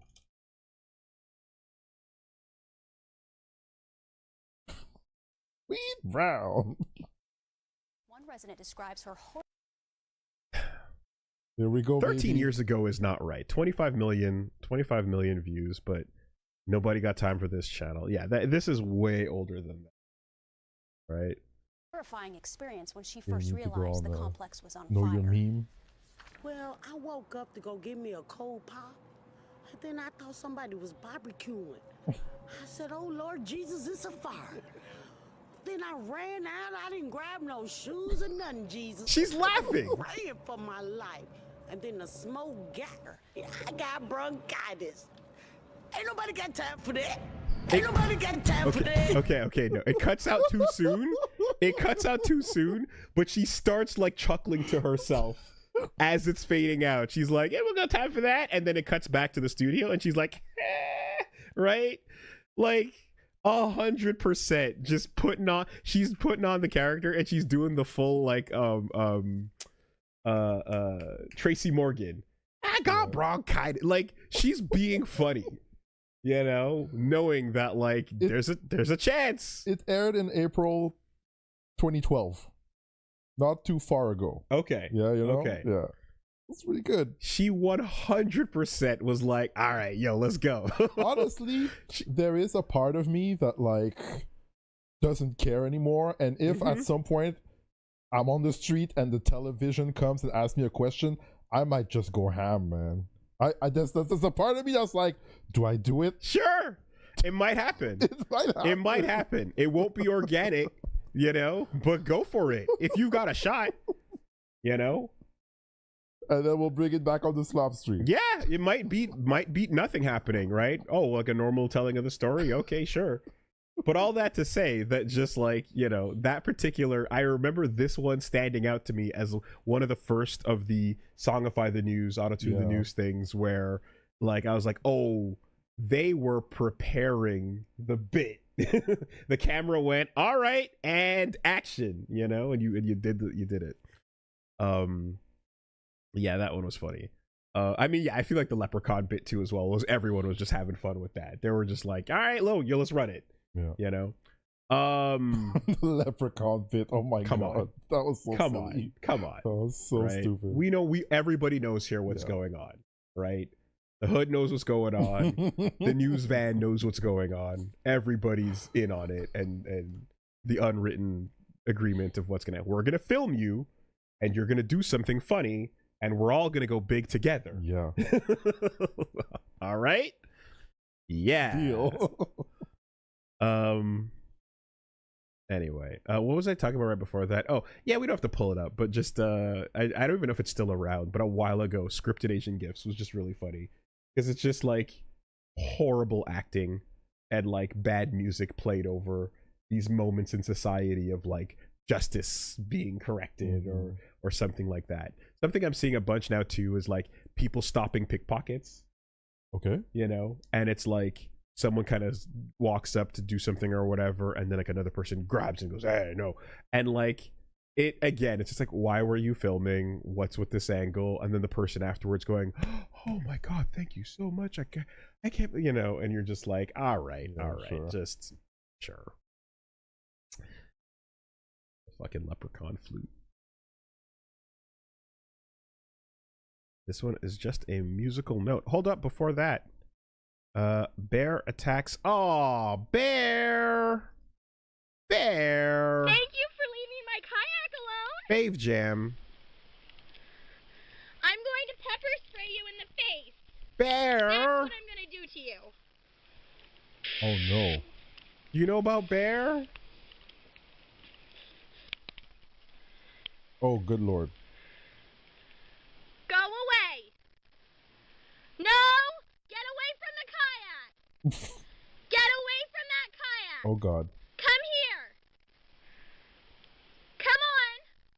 Oh wait, Stop it, Bear. Which bears are the pussy ass bitch bears? Is it the brown or the black bears? If it's brown, lie down. If it's black, fight back. If it's white, good night. Okay.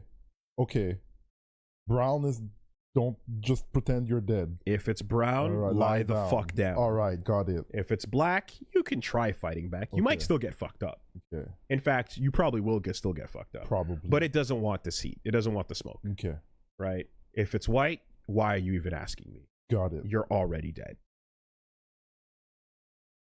Always the white Stop ones. it! Bear! Bear! Bear! You're breaking it! You're breaking my kayak! No, don't do Why that. are you doing Yeah. that? This meme, this one popped off because it was like, it was immediately scary. Because you're like, why are you so close to a bear? That's terrifying, lady. Get away from it. And then immediately it's like, okay, it's a black bear. Oh, it's about her kayak. Okay, we're fine. Stop that, Bear! Stop that, Bear! Stop breaking my kayak! Yeah. You. Please stop! Gosh darn it! Oh, let's go get in there, bear. Bear, please Yeah, get in there, bear. Please stop! Let's go for a ride. The end of September! Why are you here? Bear is You're supposed to unbothered. be asleep! It's not Why the are right you time of here? year. Ah! Why aren't you hibernating? Bear! Stop September? that! Stop that! Bear, stop that! Bear is bored. Bear! Needs something to do. Bear, stop that! So the first 20 seconds as she's approaching Mm-hmm. are the danger zone of like, uh-oh, is this a confrontation? Black bear probably doesn't want that fight, right? Around 23 seconds. Okay, cool. Awesome, lady. Looks like you're gonna be okay. time for me to escape with my life, ultimately happy for the encounter to be over with. I'm assuming she's not stranded where she is, because this plankway, I'm thinking there's a building perhaps behind her, or at least a place to go further away. Yeah, hopefully that's the kayak is not her only way to get back out home, which is over this way, right? Then you're trapped. But I'm with the seeing black bear. stuff here, so I'm assuming no, this is the shore that you're supposed to be on. So we then spend the next 2 minutes of this 2 minute and 30 seconds getting closer to the bear and mourning the fact that it's September and the kayak is getting chewed out, instead of getting the fuck out of there. And all sympathy goes out the window. Stop that! Bear, stop that! No, get in there, bear. Bear, stop Oh, is there? that! Oh, Bear, stop that! Bear! bear, stop that! Bear, stop This is a that! classic. Please stop that! This is my first time. Please, Bear! Stop that! Gosh darn it, Breaking Bear! my thing. Oh, please stop breaking my things, Bear! Bear! Please stop breaking my things! It's not even food! It doesn't even taste good! Bear, please stop! She sounds like a Twin Peaks character. Bear, Like- please stop! Yeah, let's go. Please stop that! Let's go, bear. Oh, Bear! Why can't I negotiate with you, Bear? Stop! Bear! Bear! Bear! Bear! Let's go, bear. Bear, please stop! Fuck it up. I mean, what else is there to be said, right? And you're filming it. Yeah, you got proof You are filming yourself not walking away for the insurance and actually getting a little bit closer, because god damn it, my kayak. Yeah, only got one probably. It's the end of September. Good lord. Like, yeah. Hope that kayak was worth it. What's next? It's music, it seems. Hope this doesn't get us fucking killed. Let's see. From 4096. Oh, this that's your channel rules. Yeah, Hell yeah, this channel's great. with some Beatmania layout going on. Whatever we get from here is always awesome. You trying to play?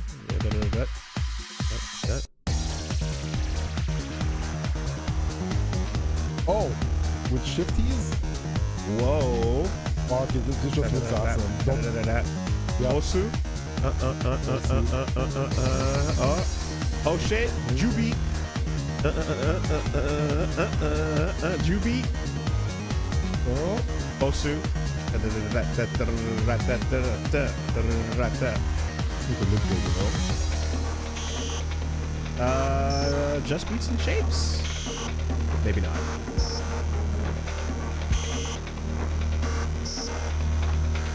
Cool.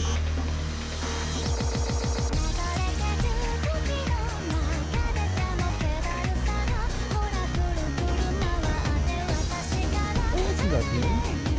Pyco? Yeah, okay.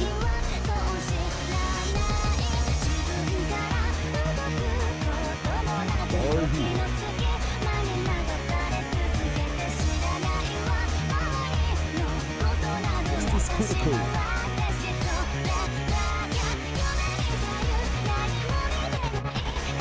Oh.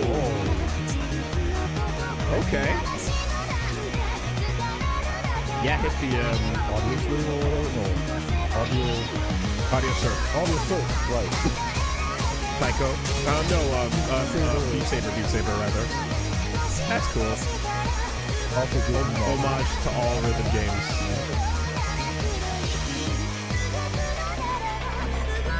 Interesting. That's cool. Okay, yeah. Show me the wheel, the washing machine. The washing machine, yeah. Can we get some thumper in there?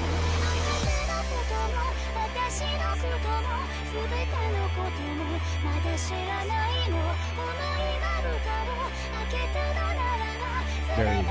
There's our washing machine. Zip, zip.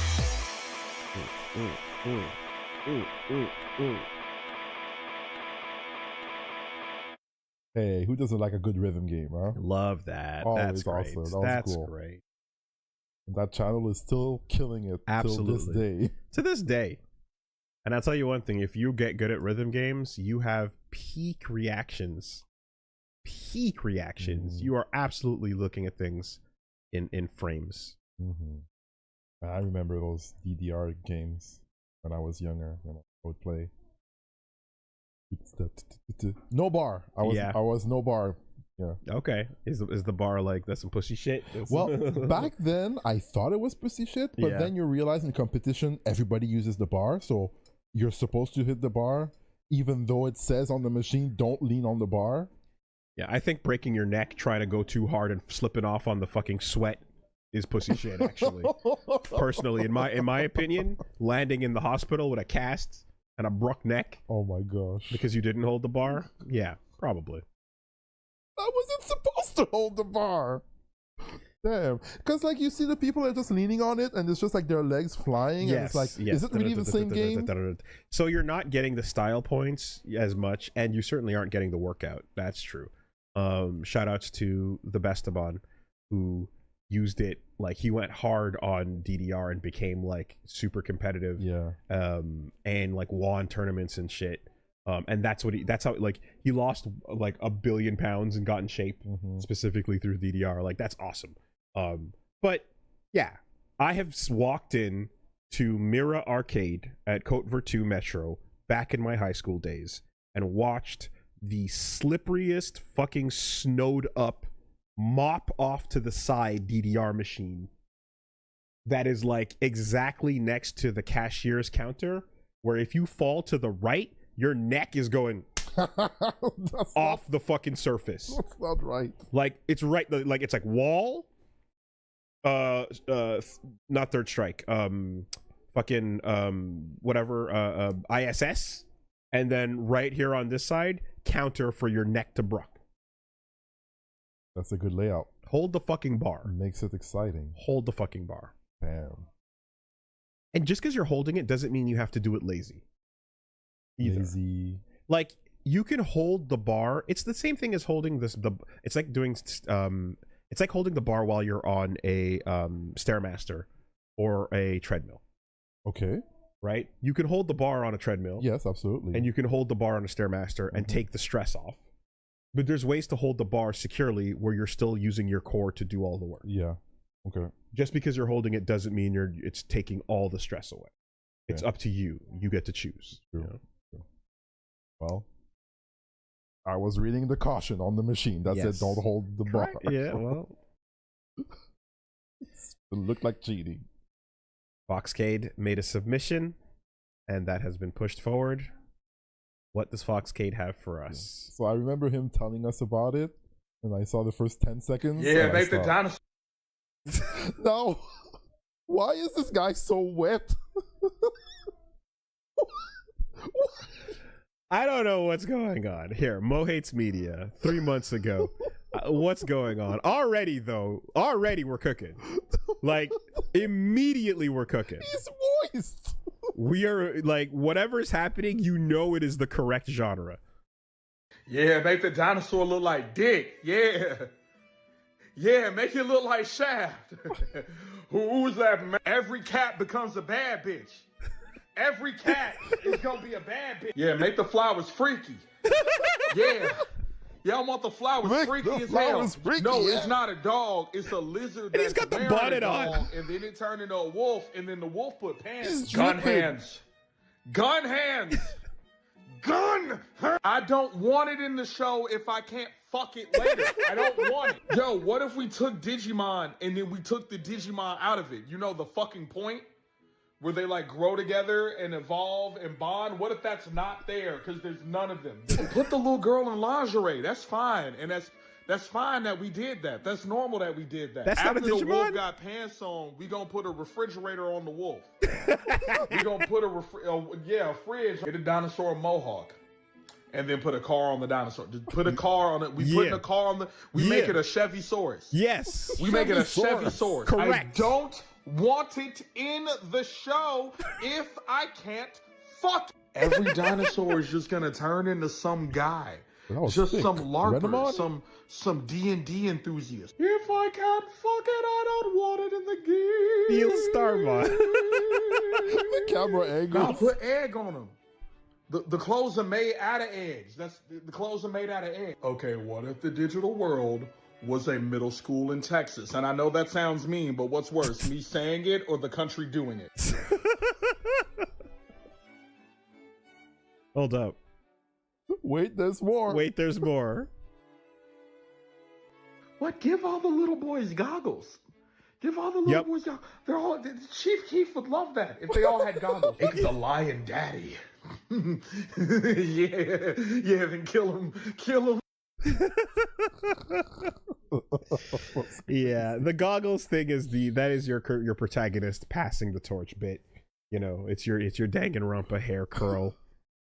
Everyone with the goggles, but the goggles are also classic OC insert main character style sell the toys franchise. Yeah, right. Goggles, maybe some heterochromia, definitely one streak of white or a different colored hair in the front separate from the others.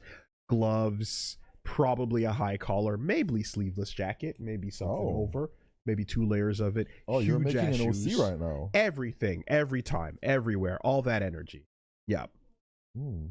Yep. It's funny because like in Super Robot Wars, they create a bunch of OC pilots, and it's just that energy over and over and over and over again.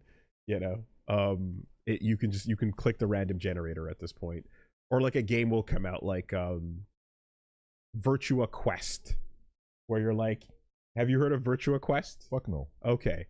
So there was a game called Virtua Quest.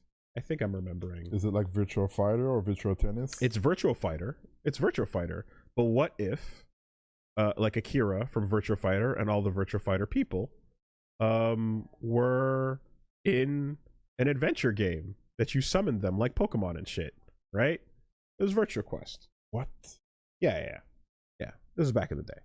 So, you know, you want to play a one-player Virtua Fighter character summoning adventure? Virtua Quest, GameCube, PlayStation 2. And then this is your main character, right? Yep. This is your boy. Got it. You got the gloves. Got the gloves. Got some pads. Got the hair accessory. You got the boots going. Multiple layers. The big round thing on the thing. Yeah, all of it. Forever. Headband. Yeah. Spiky hair. 1,000,000% every single time forever. Yep. Got it. Just whatever you want to call that. For me, it's just like, you know, Ace OCMC. What was the other series called? Custom Robo? Oh, I did play that a little bit. Yeah. That was on GameCube, right? Yeah. Am I thinking of? Okay, Custom Robos. Okay. No, I think it was. Let me see here. Was it this kid? Admittedly, it's there. It's not as bad with him. But Custom Robo Kid had a little bit of that going on. I mean, some of these are fucking fully on that just, you know, the young kid, the bright colors, get the headband going. Yeah, this guy, right? You got this shit going on every fucking time, right? There is your Shujinko. All right, that was good. That was great. That's fucking great. I don't want it in the game. Ultimate Netflix versus Capcom 3 by Cap Kent. I hope this doesn't get blown up. You will not survive. You are beaten. Oh, Resident Evil Wesker for Netflix. Do I frighten you? What? Pathetic! Ta-da! You worm! Ah! Too slow! Goodbye. I'm the only god. Yeah, okay. What did I just watch? Well, Lance Reddick was the greatest, but yeah, it was pretty sick. Yeah. What else on there? If I'm not mistaken, I'm just going to try to pull back into my memories here, but I believe that there was a really terrible Netflix Resident Evil show, and he was Wesker? Is that what's going on? That's what it was. So someone put some sound effects over him. A Black Wesker? And I didn't hear any outrage on the internet about that? I mean, it ain't Snape. Damn. Well, maybe because Lance Reddick is just goated. Maybe they allowed him to do whatever. Or maybe it's the fact that the entire show in its existence was so awful that nobody saw it. What's the point of even talking about that? No, it's more like they saw it, but like, what is the point of outrage in the middle of a thing that was just, what are we talking about anyway? Wasn't that show also the one where like the daughter was like talking about like furry porn on DeviantArt or something like that? Zootopia? There was something like that. What was the deal with that? There was a bit. Yeah. Everybody's saying yes. Yeah, you're super lost on it. Yeah, I don't want to be found. Give it a minute. Oh, God. What was the bit? Let's see here. I mostly just... Right, here we go. Just a clip from the show. Out of context. With all the context. I mostly just read Zootopia porn, so... You what? That's it. Yeah, I preferred being lost. Throwaway line. Yeah, got it. Resident Evil. Uh-huh. Cool. I'm gonna skip on that. Yes, I agree wholeheartedly. But Lance Reddick is goated. Yeah. Now, if we're giving notes personally, like, it's not to say that there couldn't be anything good done with that bit. The bit itself of like putting more Weskerisms into Lance Reddick's really shitty fight scene there is actually one with potential. But you were so lazy about it that you just dropped some sound effects from the game and called it a day. That's why we're skipping. You didn't give the fuck. Why should we? Damn. Tell him, Woolie. I say, pretending that this wasn't specifically planted by the mod to create a skip. Oh. It's all a work. Wow. It's all a work. Drake and Josh get stuck in Castlevania. Wait, I already skipped this, didn't? Yeah, this was already skipped. Never mind. Those two skips in a row. Yeah. Because I was like, before I even saw that I already skipped it, I was like, no. I don't give a fuck about Drake and Josh. That wasn't my time, and I know it wasn't your time. So anything related to Drake and Josh is not landing here because I don't fucking know what the show is. Those words mean nothing to me. That's an instant fucking skip. Oh my god. So we're actually coming in on a personal favorite Oblivion clip. A moment of your time, please. Okay. Elder Mirror. Well met, adventurer. A moment of your time, if you please.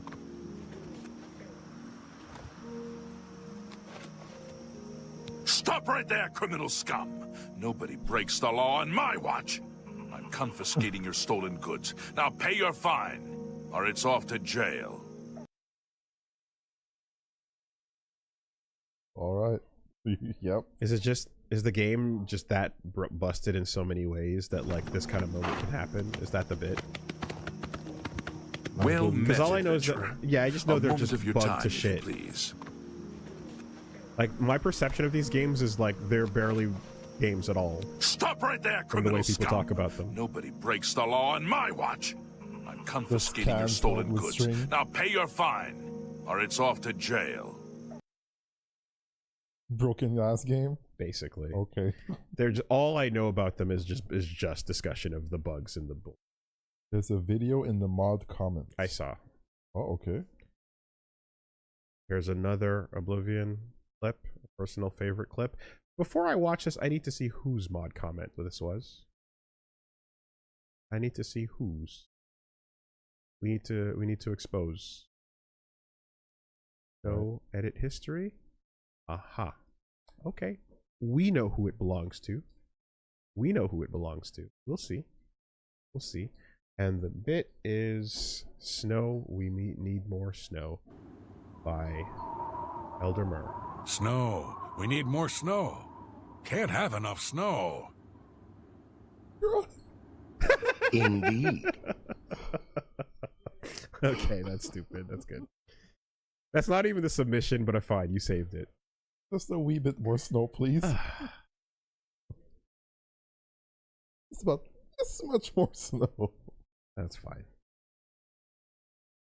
All right, you get a pass, democracy. Chat. Oh, hold on.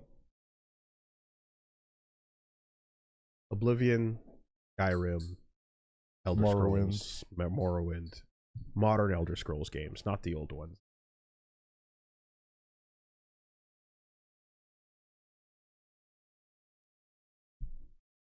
Are these good games?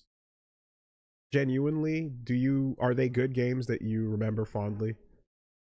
Yes, yes, yes, yes, yes, yes, yes, yes, yes, yes, yes, no, yes, yes, yes, yes, yes, yes, yes, yes, yes, no, yes, yes, yes, no, no, yes, yes, yes, yes, yes, yes, absolutely, yes, yes, yes, yes, yes, no, yes, yes, yes, yes, yes, good games, no, yes, yes, yes, Skyrim is childhood memory, yes, yes, yes, childhood memories, yes, yes, no, yes, no, yes, yes, yes, yes, yes, no, yes, yesn't. Okay, okay. So the real question is, yes, to this day, yes, childhood memories, and no, never was. You know? So it's not a case of like this was your first game, man. Yeah. Like, oh, we're putting rose-colored glasses on it, because I hear more bad about it than good almost through the meme culture, and I know about them as, like, in my brain I feel like through meme culture they are bad games that are large and open modding sandboxes that provide a big moddable world for people to do anything they want with. Thus, they're popular in that regard. Oh, right. You can do ERP. Of course it's good. Yeah. Okay, right? yeah, that's why. That's okay. But like taking it at face value for what the video game is, I don't know if they're actually things where people are like, I really enjoyed that. So I'm asking genuinely. Okay. Because, yeah, never mind the fact that you can mod it to be fun, you know. Yeah, they're bad in the sense of optimization, like broken, but the content in them is what makes people stay and mod them to no end. Okay, so you're talking about a game where, wow, okay, everyone, and then here comes Asna. Slightly more serious answer is that Cyberpunk got used as a measuring stick to criticize Starfield a lot, because it grows from that mold, and while Cyberpunk kicks its ass in presentation, and it gets cut off because of the light.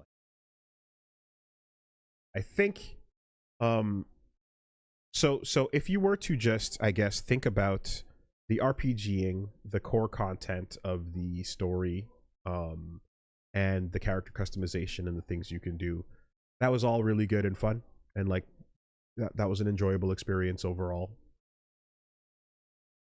Yeah, Starfield catching strays. Okay. Yeah. Okay.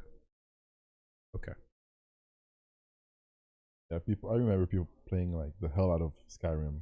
Yeah. A lot. Oh, I know. Those are industry moving releases. Mm-hmm. I just would look at them and be like, I am deeply uninterested in what I'm looking at, and also I can't see my character.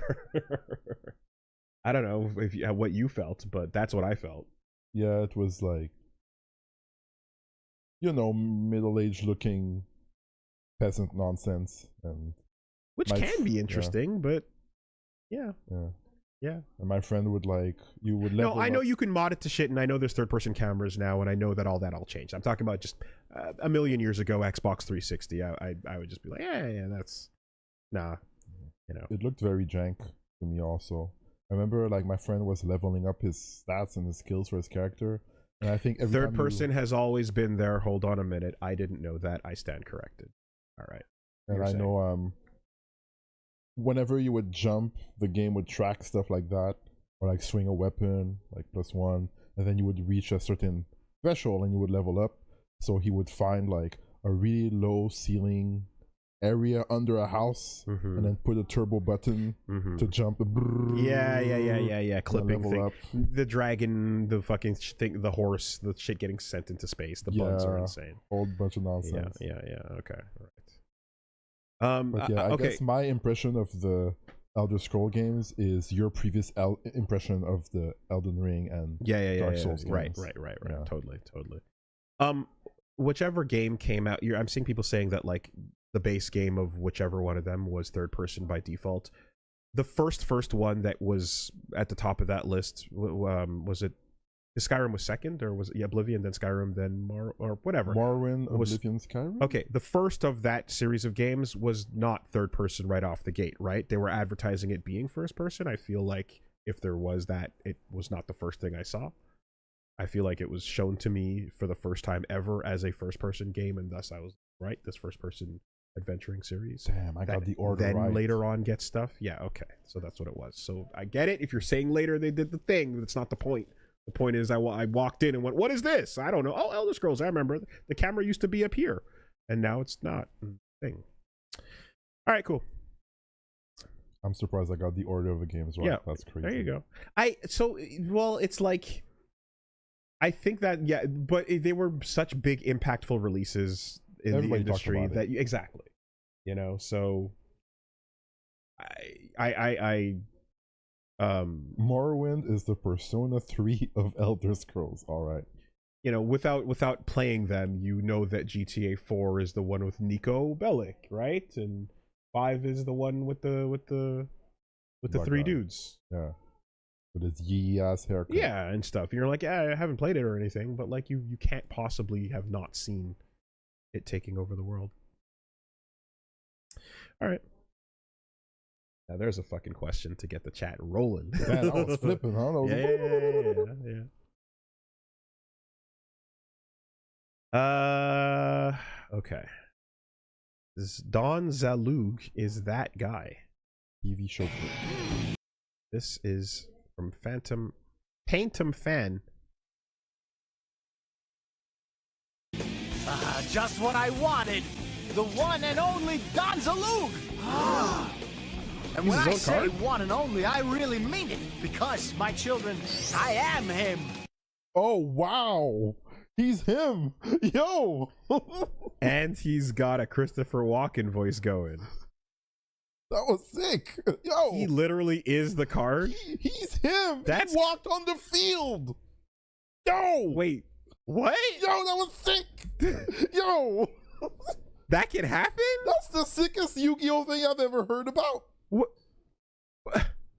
Yo. Wait, what? Are the cards not like Magic Millennium fit? What? Not anymore. How do you make a card of a guy? How do you be the guy that gets a card? Bro. How do you do that? They're magic cards, right?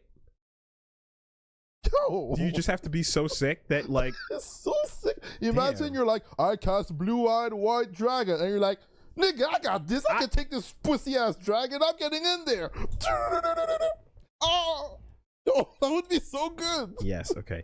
He is the magic dual spirit of himself. Okay, so in that particular series, GX, they're sometimes fighting against the dueling spirit. Let's go. Gotcha. Okay. All right. That makes a bit more sense. Don Zalug? That's a real one. Yo, he's him. They're in a separate world. Yeah. It's just there's a different. It's sicker if he's a human being that's so fucking nice that they made him into a card, as opposed to the other way around. Just him going in there, or like it's like the card. They're in the spirit world and the card exists as a person that's in that world, because of course it does. You know, Kaiba Man is that interesting. Kaiba does that. Yeah, that's a bigger deal. I think that's it. If you're just like, nah, I'm a dude and I'm fucking sick. Yeah. And then you get a card based off of you being that sick. That's way more impressive. Got it. Yeah. That's aura. Farmed. Mega Man X7. Did I go that far? You did not, because if you did, you would know what this means. Honestly, the fact that your brain is no. Everything after 4 is I forgot about it, and that's fine. You know, and that's fine. That's correct. And like, I've definitely played 4, 5, maybe even 6, but I deleted all of that from my brain. Yep, double, not the double in general and all that stuff in 4 was sick, and then by 5 and 6 you start getting into these villains that suck, and the story is all around like Zero's gonna turn evil and or die, but then never mind, we have to come back for a sequel, and so it keeps trying to end, but then it never does end. Okay, and they're just awful. They fucking suck, and they're like, well, here's some new armor that's not as good as the. It just was a slog. It makes me really upset. But and then they went 3D, and then they brought out Axel, and then we got the X7 with the Mega Man Zero and Axel. Okay. Who has the guns? You know about Axel? I don't think I got that far. Yeah. Then. Okay. So then you don't know, because this right here, this thumbnail should have the following words playing in your head: burn to the ground. Volume warning. Let's see if it's under control. Seems like it is. Metapod uploaded this 15 years ago.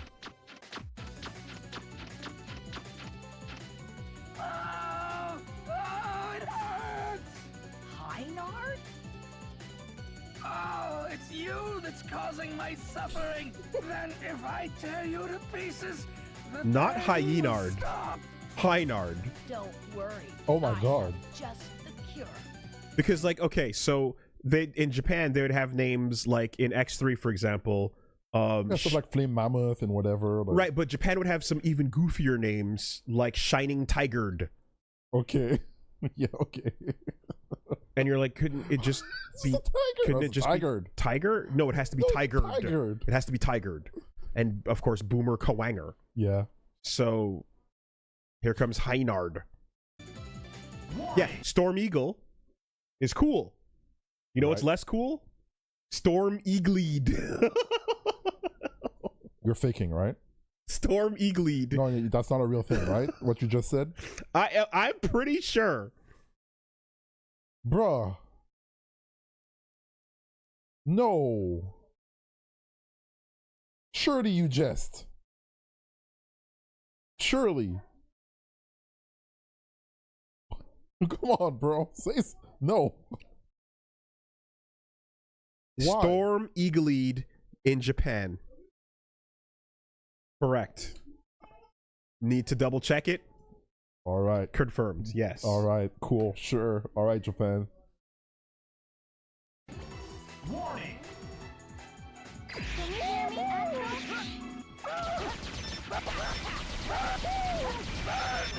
Burn to the ground! Burn to the ground! Burn to the ground! Oh my god, are you serious? Burn to the ground! This is the designer's vision? This is Daisuke's vision. I've never played this. Not QA'd even once. No way he shifted like that. Dropped the wave files into the fight. Never tested once. Burn to the ground! Burn to the ground! Burn to the ground! Cry for me, woo! For example, he's like, Bordeaux! Like, literally. Right? Moero gets out a little bit faster than burn to the ground. God. And like, he's like shrieking with these takes, mind you. Yeah, you hear it in the throat, you know?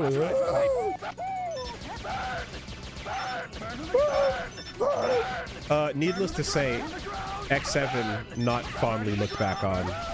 The jump into 3D did not really do much. I believe it. Oh my god, and he's doing it. no damage with no weapon. So this is gonna last. This is a 3-minute and 29-second video. Oh, good lord. I mean, we get it.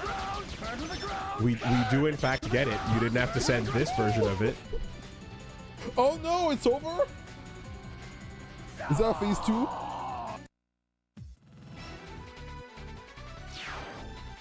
Oh man, oh god. Return to the video store, dude.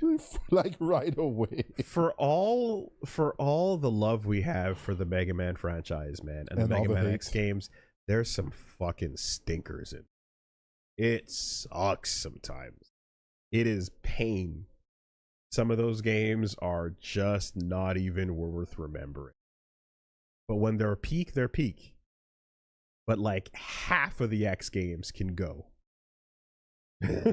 Like non-controversial opinion, half of the X franchise can fucking go. Yeah, you want the collection with X7 on it, right?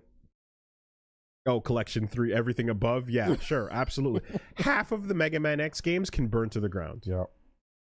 For me, 3 was the last, personally. 4 was okay. No, absolutely not. Hard disagree. 4. Oh, yeah? Because 4, if you want to end it with 4, right? 4 gives you voice acting for the first time. It's not over yet, right? 0. Okay. Right? And it gives you Iris, right? Iris, no! All these great moments. It gives you genuinely awesome animation of them moving and running and being super smooth. Beautiful. Okay. Right? Yeah. It gives you all these great cutscenes, and no, X4 was goddamn awesome. Gorgeous animation. It gives you, he destroyed Steve Irwin and escaped into the Jet Stingray.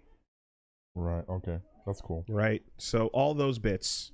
And you really truly get some awesome music with X4.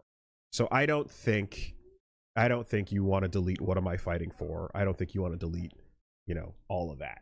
But 5 and onward. 5 and onward. 5 and onward. We don't need it. We just don't need it. I guess it's probably just because of nostalgia and SNES for me. Like 4 was on PlayStation 1, right? Yeah. Yeah. And did you have an access to it? I played it. Okay. I did play it, but like for me it was the first 3 and that was the end of that. Yeah, 4 blew my mind with how beautiful the sprites and everything looked, and I was like, this franchise is the best, and then no more. And that's what it was. Goku fights a German dictator. Got here as fast as I could. What's going on? Solid JJ. In the underworld, and the worst of the worst are slipping through the cracks. Is it Frieza? Cell? Even worse, him. Who's that guy? Come on, really? He's the worst of the worst, Dad. One of the greatest evils in all of human history. Oh man, he sounds pretty strong. I want to fight him. Goku, we gotta kill this guy. What? Why? That one man is responsible for a genocide that wiped out millions of innocent people, all in the name of total world domination. I wanted to fight him. Now is the time to brawl. He needs to be put down. Listen to Mr. Piccolo. He's pure evil. Goku, please. Goku! What? Just this one time. It's just, is it really anything new? Piccolo and Vegeta used to be all about that, right? Yeah, one time, sure, but that was ages ago. And Vegeta's committed like 1 billion genocides. Okay, I saw... Oh my god. I saw a quote.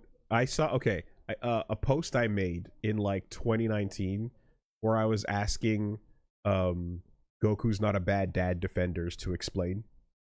And in it, I think it was like Plague who kind of popped up and went, essentially, he just represents a person who's a free spirit in this world, untethered to any earthly attachments whatsoever. Even from family, concept, good, evil, all. He's just completely like the peak of like almost at that enlightenment phase of being like, he's unattached. Okay. He's untethered. And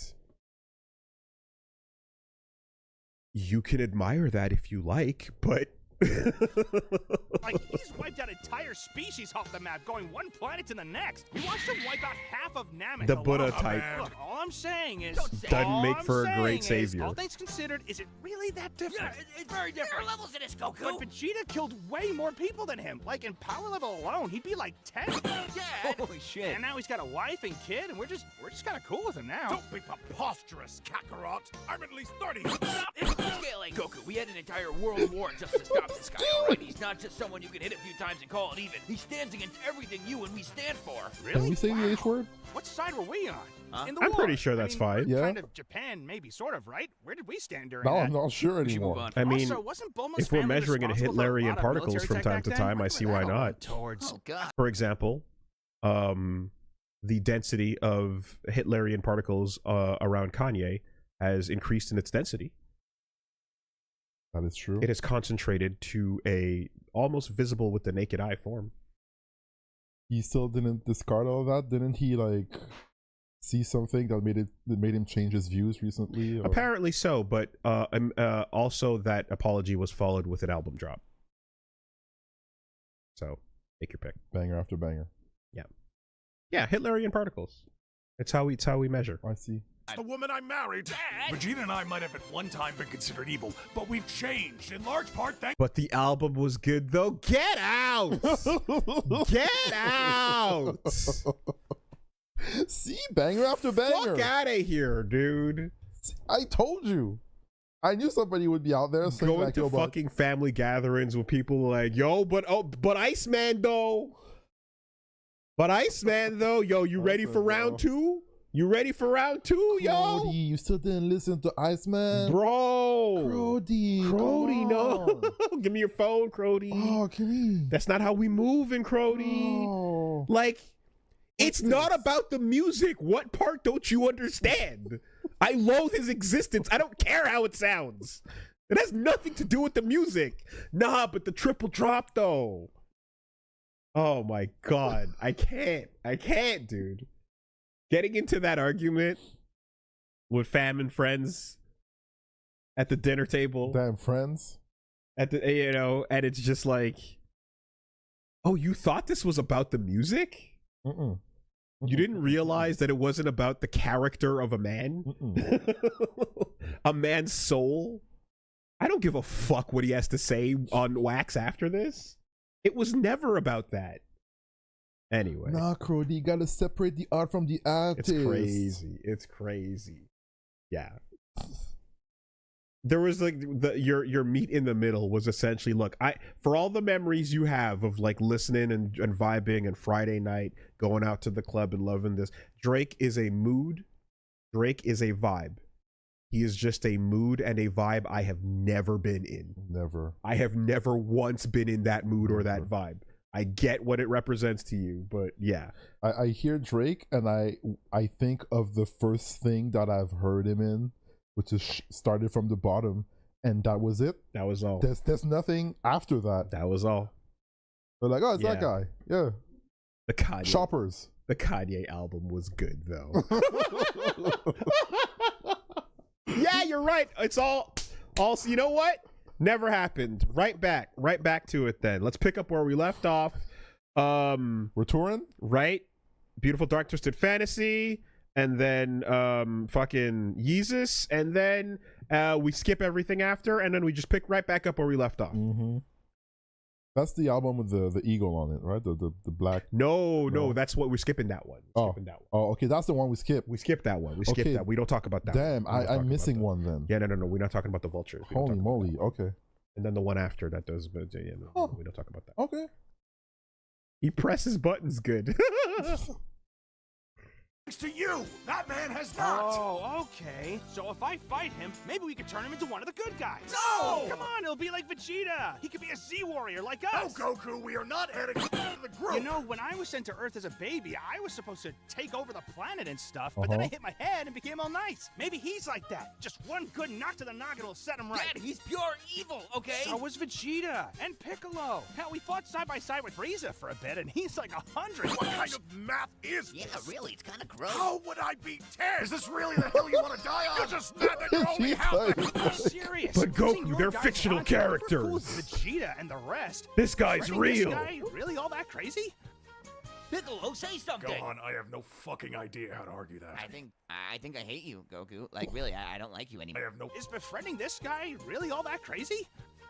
Piccolo, say something. Gohan, I have no fucking idea how to argue that. I think I hate you, Goku. Like, really, I don't like you anymore. Goku, we don't have time to argue about this. People's lives are at stake. We've got to stop them.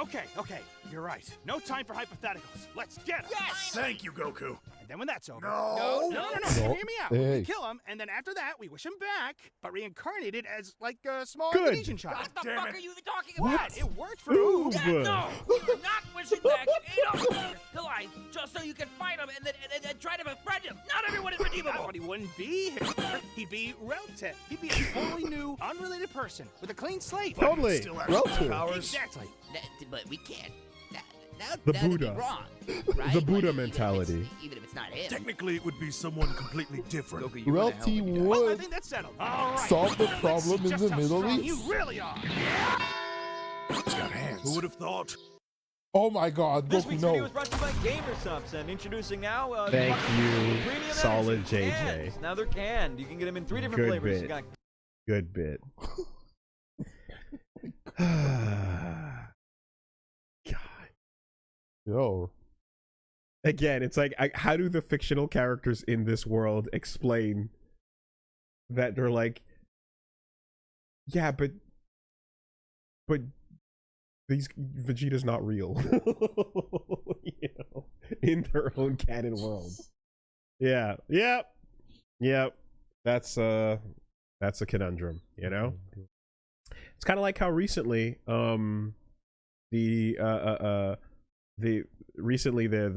announced what's his name, Baki's dad, Yujiro for Tekken, and it's just like, here comes another rapist to a fighting game. Like, yes, but he's fictional, but he's not real. No real act. None of them, like, they occurred in the realm of fiction. Which would you prefer? Well, I gotta choose. Damn. Technically, he's the second one coming to Tekken if you use fucking Marduk's ending as an implication from back in the day. Not great. Oh yeah. I always get what I want. Got it.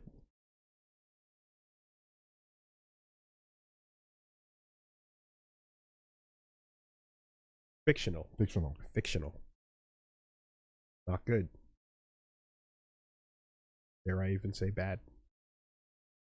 Alcatel ad, 2001. Oh no. Got these all new classic TV Clubhouse. Oh no. But one day,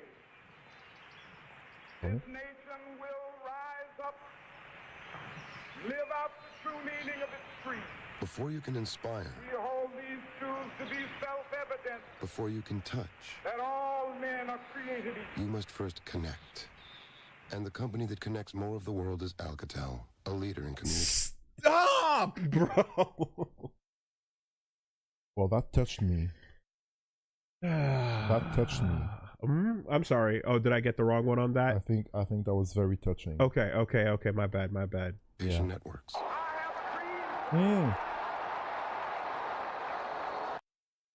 Wow, Alcatel cares. Fuck. Do I have it wrong? Should I be thinking about Alcatel, the architects of an internet world, because of history? I think you can. I think no one would judge you if you did.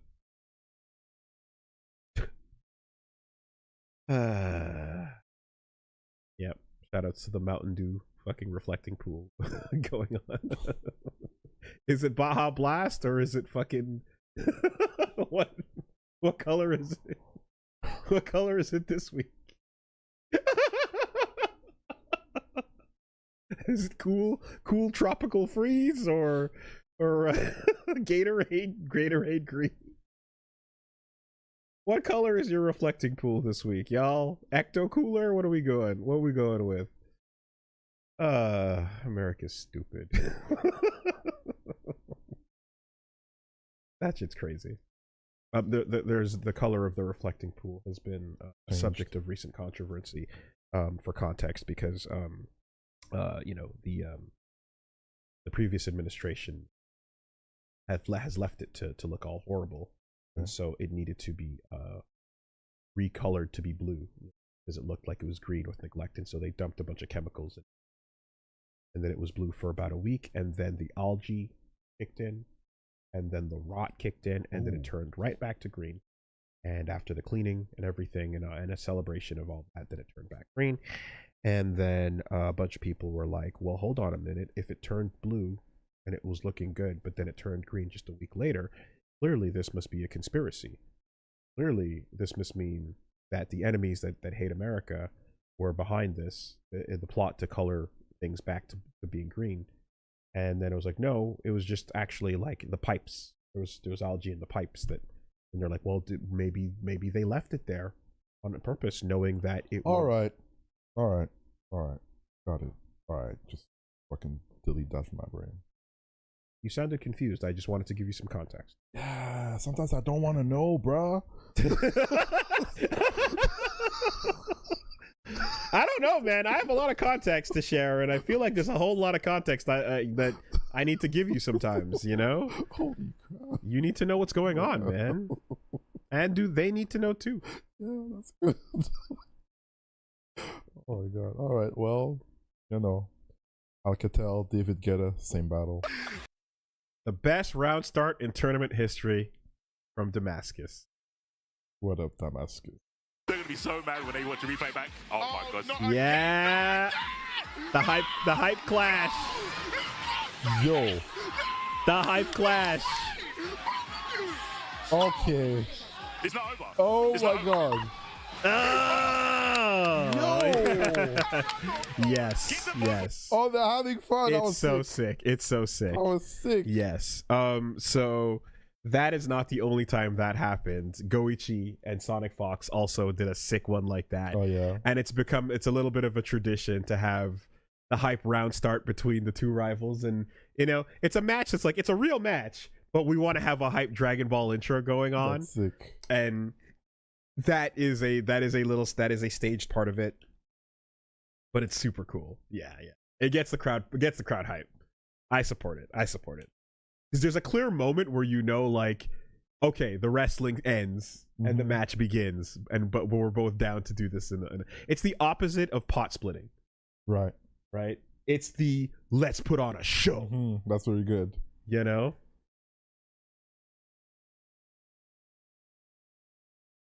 All right, show us the next one. If I can find it. Yeah. There we go. This one was this April. The heck is that? The wrong video player. I've never been on this website. Threads? Yep. Yeah, Threads exists. I've never been on. Yeah, it's crazy. Like, despite my phone attacking me to tell me that it exists and that you have all your friends waiting for you on Threads. Wait, this is 2026? Yeah. Oh, that was that recent? This is like 2 months ago. Okay, yeah. This was a special event in April. Oh, I missed that. Goichi, one of my favorites. One of my goats. One of the goats. Games. Sonic Fox, also a goat. Yeah. Masters Showdown. Holy smoke. Sonic going to be on at the first player side. Goichi on the 2-player. Both base Vegeta with mirror? The base Vegetas.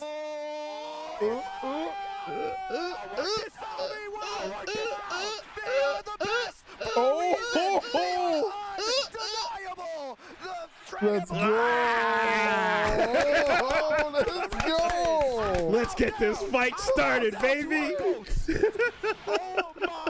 Let's get this fucking fight started, man! Come on! Dragon Ball, probably one of the best games. It's so hype, dude. I I remember there was one in Street Fighter 5 and it was not that high. Thank you guys. No, this is the king of it. And bye. People don't do that anymore. That used to be a big thing back in old Oh shit! I'm quite confident with my speed, you know. Nice block. Overhead. Are we watching the Super whole ready? thing? Or are we... Oh shit! Sorry, what? Did you lock into the set? What the hell is wrong with you? Oh my god! He got lost in the sauce. Oh my god! Excuse me. I'm sorry. I forget myself sometimes. I had to like yo pull him back. Yo, get your mans. Yo, Cell coming in immediately, right? Oh my god! First touch, take him to the fucking corner. All right, that's it. Dragon Ball. Yeah, Dragon Ball is so fire, man. What a game. Still being supported, right? Yeah. For some reason. Yep. Confirmed Arxis too. Those rumors that Arxis was not the ones working on the new content, but it is in fact them. Yeah. Okay.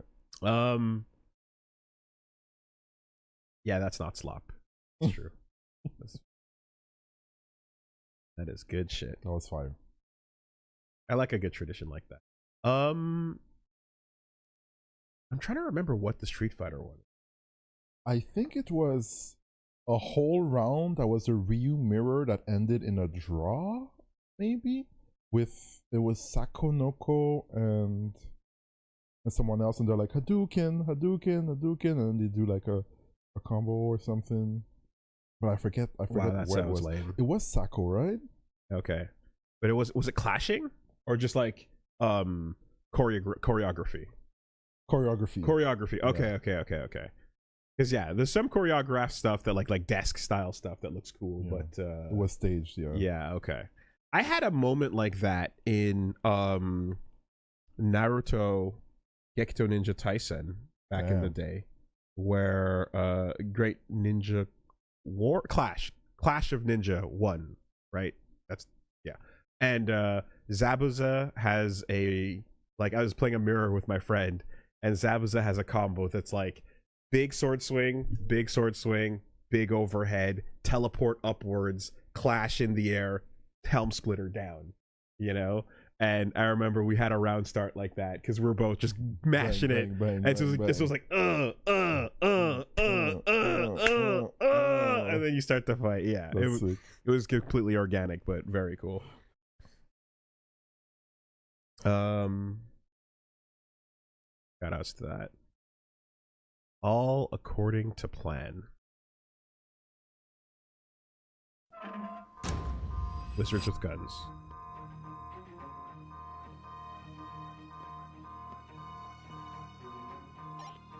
Just check the West Hall. No sign of anyone.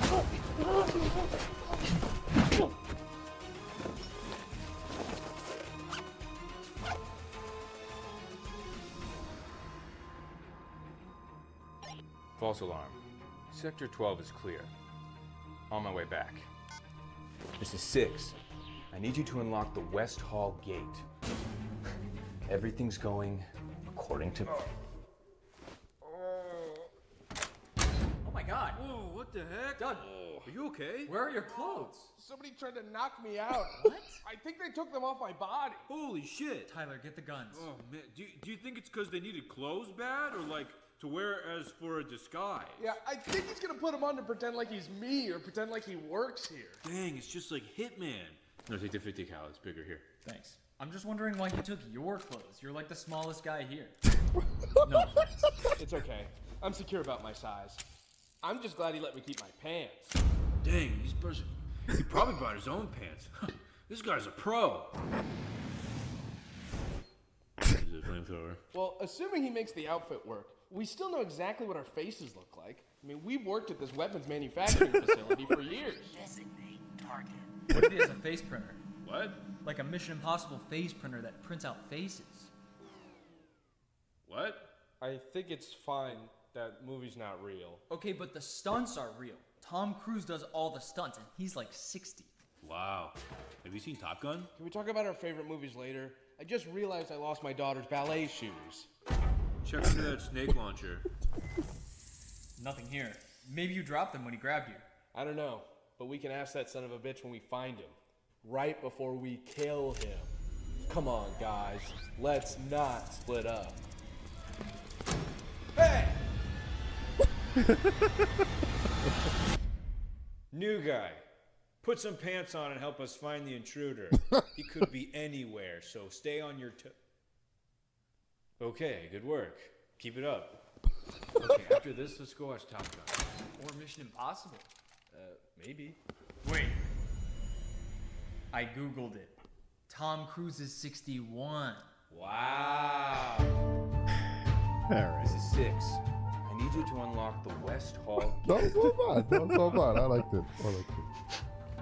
The charging of the flamethrower and laser is cut was pretty good.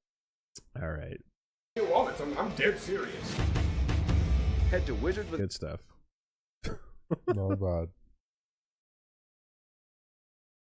Yeah, you see, in the Hitman games, you play as Agent 47. Okay. And you QA'd, at least. Were you around for that? No, I did not know. And you knock people out, you drag them into corners, then you dress up as them. And then you walk into the place where they used to be, pretending to be the person who got knocked out, and nobody can tell. And the main thing you do is you press a button where you just grab your hat and you just walk. And that's all it takes for you to get through any place, anywhere, anytime. Nice. Is you just need just to press the smooth but hat tuck button, and then you're in. That's pretty good.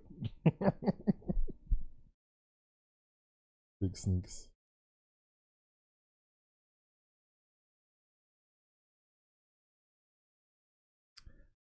Frank Reynolds and okay, if Eli B, yeah, like just immediate, unstoppable. Ain't gonna leave no trace for them to follow because we gonna.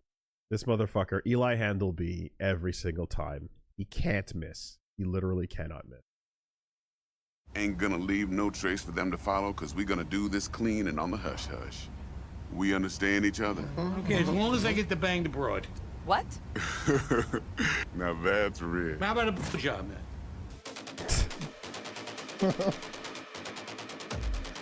When we get out of this, I am gonna shove my fist right into your ass, hard and fast. Not in a sexual way, in a I am pissed off at you way, for turning off your walkie-talkie and leaving me in this shithole. Uh-oh. Oh, no. Uh-oh. Jackie, don't close your eyes. Can I offer you a nice egg in this trying time? Ghost! Ghost! Ghost! Ghost! Ghost! You'll have your needs fulfilled, and maybe much more. I got my Magnum condoms. I got my Wada hundreds. I'm ready to plow. Of all the voices in your head, the loudest is that calling for help. Unzip me. It's all coming back. It's all coming back, you understand? I don't like it. I don't like to think about it.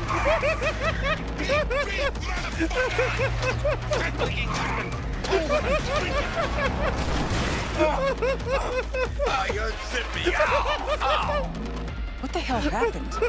I don't know if they wanted money or they wanted something more sexual. But it's a lucky thing I had my pieces. What the hell? My guns. Anyway, I started blasting. Bang, bang, bang, bang. Yeah.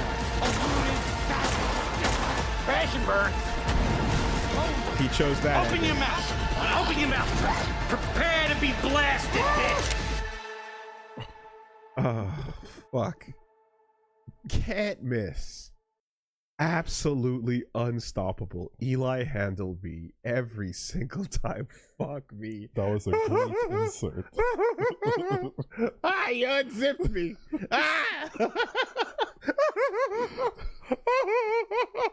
That was such a great insert. At the best moment in the game, too. Right? Putting him in the chair at the best part of that game. Fuck, man. Oh shit, that was insane. Great cross. That was excellent. Nailed it, man.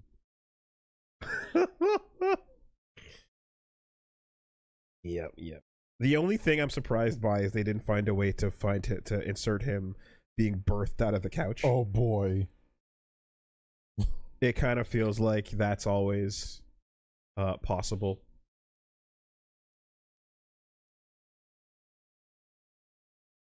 Hey, up there.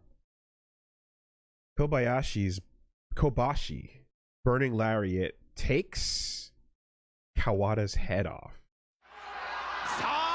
Thunderfire. 小橋が魂を込めた。おっと、膝から崩れ落ちます川田。ショートレンジ、ラリアッ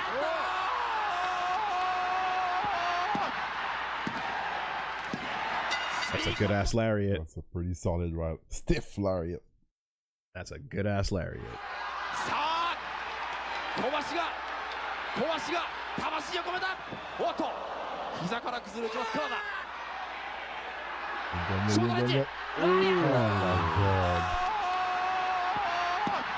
god. Good roll on the cell. Oh yeah. Good lariat. Absolutely. High quality. Love a good lariat. Love a good JBL or a Rainmaker. JBL. Oh my god. I haven't heard that in a while. So for me, it was Bradshaw. Yeah. JBL I found out about after the fact, but it was Bradshaw with the fucking lariat. But the clothesline from hell, and then your Rainmaker,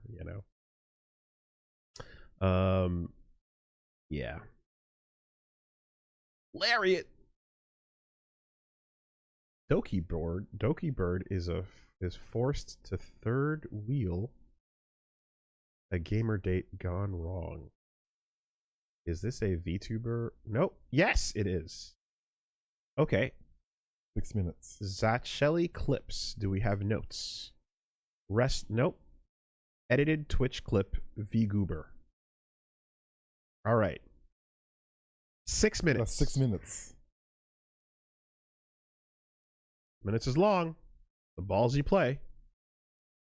Oh, I'm a third wheel on this date. I asked the server to pack up. Oh my god, her date is on console? Oh my god, so they can't even get on Discord? Sorry, I got a little distracted, but... So, Jesus Christ, I feel so awkward here. I feel like a third wheel right now. One day with a 50-foot Ethernet cable. Like, not the same level if there is. You are There's a plugin on PS5 that's not good.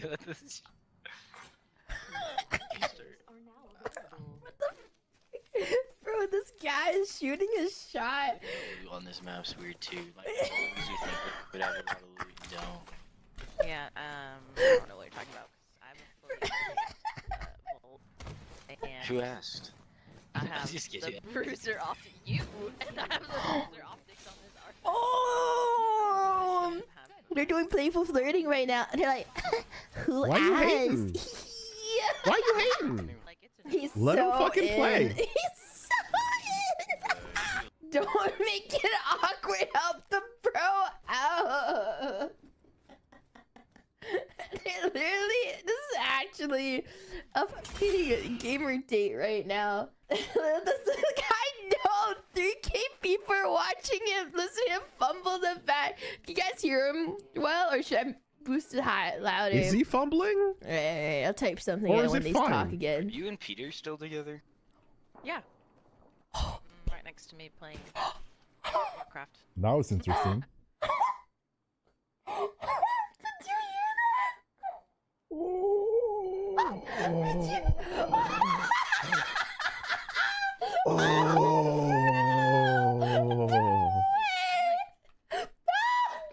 You sounded like you were out for a second, but it didn't. Yeah, I was like, it has to lead somewhere, right? Yeah, okay. No, we're back. We're back. I wasn't hearing it? We're back. I wasn't hearing it, but now... No fucking way! Oh. No fucking way! Are you and Peter still together?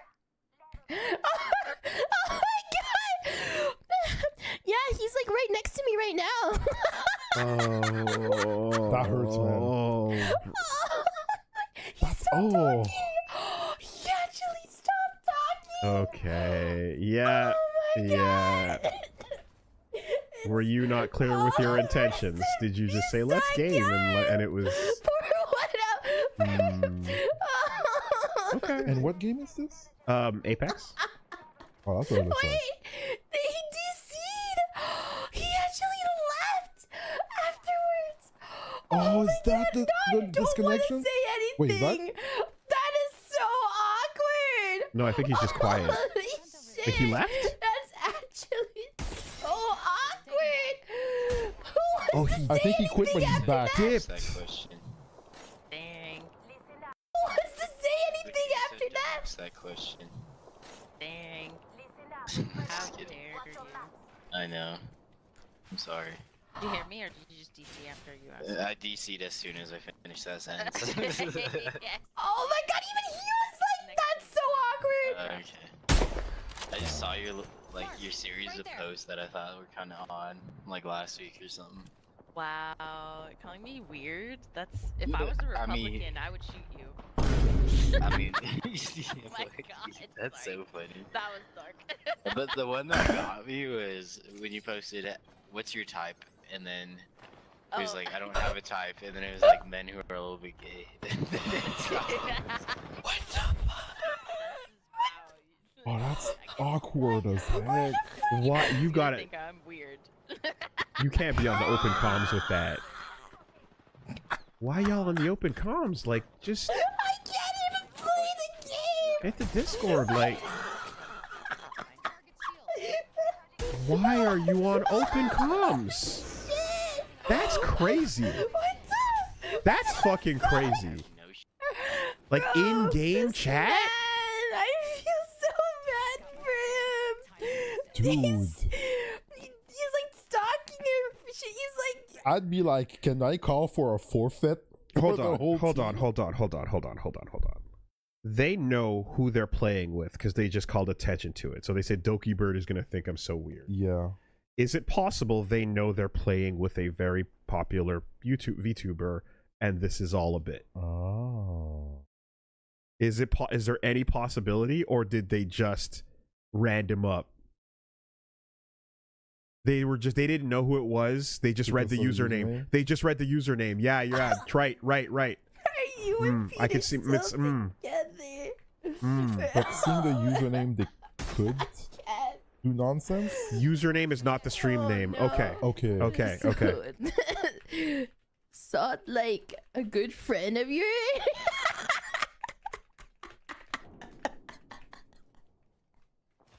Yes. Was he trying to shoot a shot at you?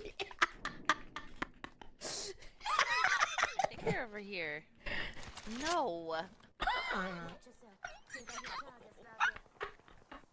Did she say no? She said no. She is oblivious. She is actually oblivious. No. No. It's defense mechanism. It's just defense That mechanism. guy. The moment she he asked, absolutely "Are you and knows. Peter still together?" He was Bruh. gauging. There's Yeah, no he was way. absolutely gauging. He was. Oh shit! I died. The emotional IQ is off the charts. Okay. It's No, like I died of cringe. you're Chat, watching I died a of cringe. Smurf I action. like how she was like, everyone no, on this and I'm like, team. bro, this man literally asked him. I feel sorry Like for all literally, of he's like them. asking about like her taste of guys and everything. There's Yeah, like no what are we way. fucking talking about? There's- You don't think like at every single context in every situation, anything remotely like that she doesn't know exactly what type of energy you're putting out at all times? They always know. They always know. And make it very clear too. And if and the obtuseness you get is often a defense mechanism in many a case.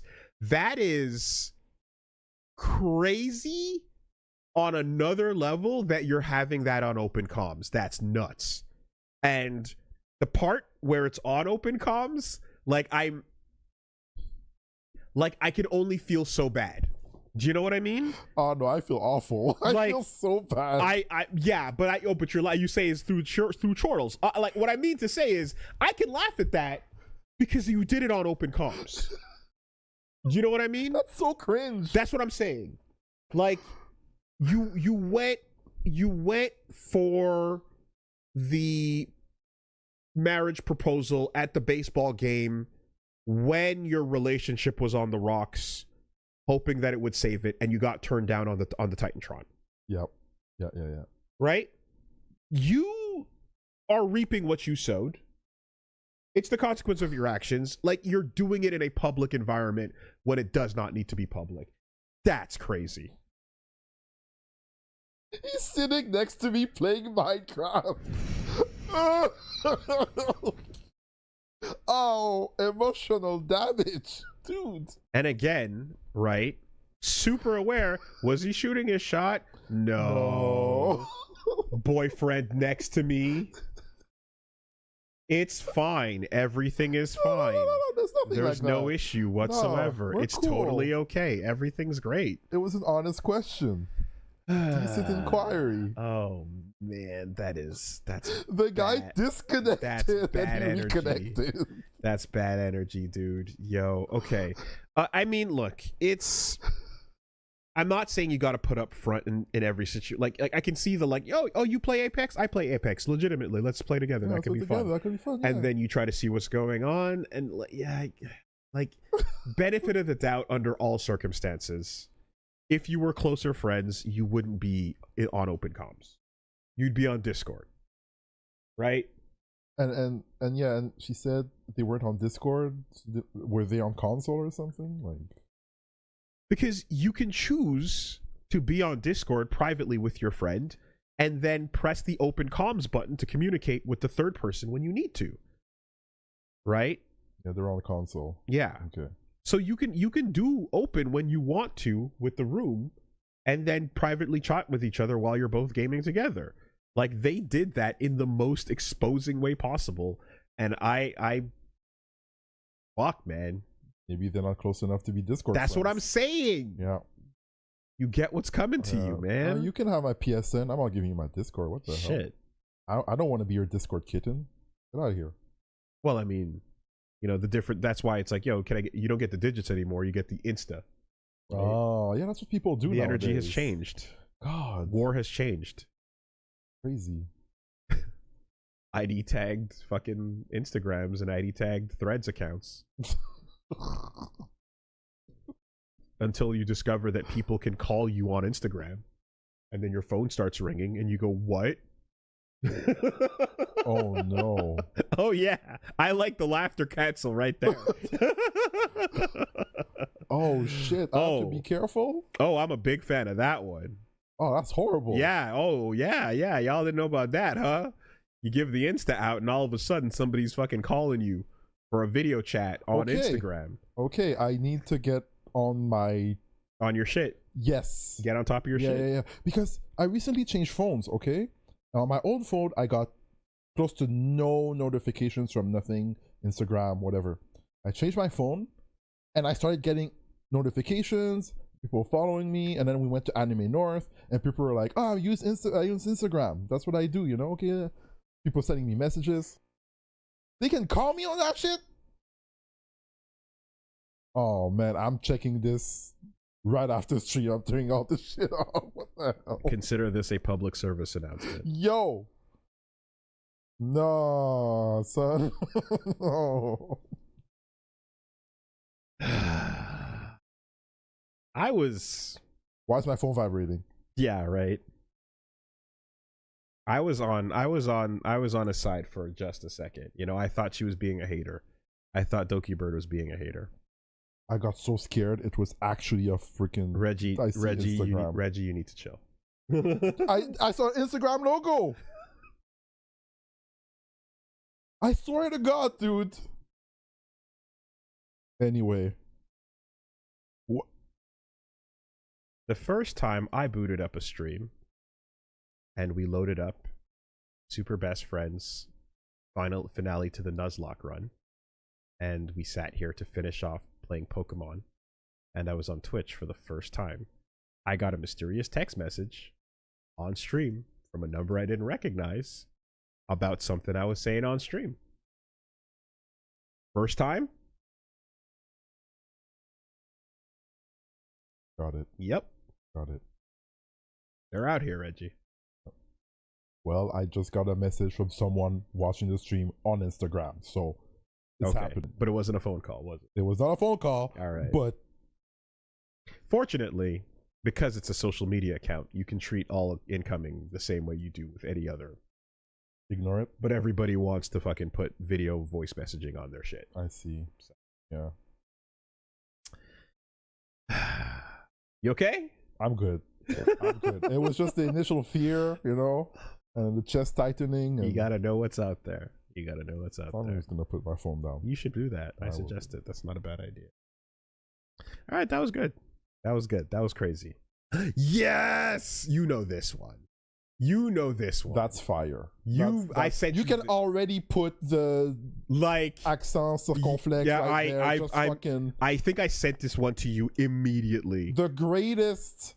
We're gonna end on a high note right now. It doesn't fucking get any better. Everybody get ready. Now I can't glaze this enough because it's like, here's the thing about this that's so good. It's not just fucking hilarious and amazingly well done. It harkens back to a better time of internet, right? A time where you'd click on a fucking game trailer's link to some random shit and come across one of these in the wild. It's just a better time. Ladies and gentlemen, all Soul Calibur 2 places his hands on the Freddy. rim of the bowl and releases his bowels into the toilet of time. Terror spreads like a roaring tempest, like 1,000 fursuits storming the halls of a Marriott hotel. A man needs a sword, and a sword is a strong, independent black woman who needs no man. Two souls face each other head-on in fateful battle. A third doom scrolls awkwardly on his phone in the corner.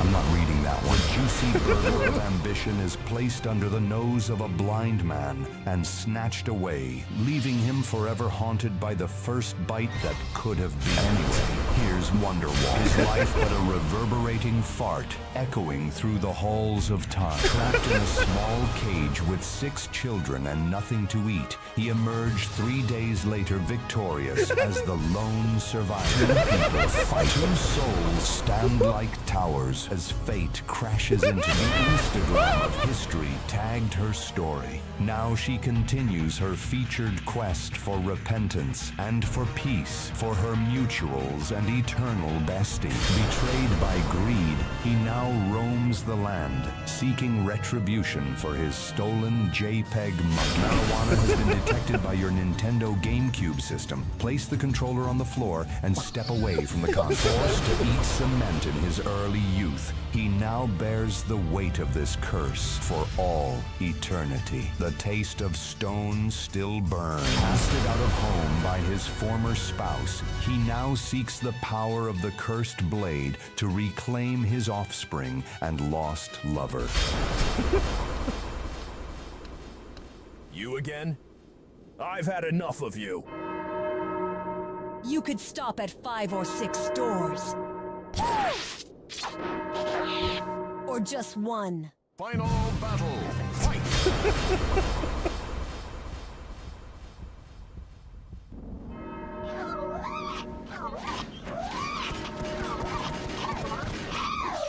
What the fuck? Final battle. Fight! Soul Calibur 2.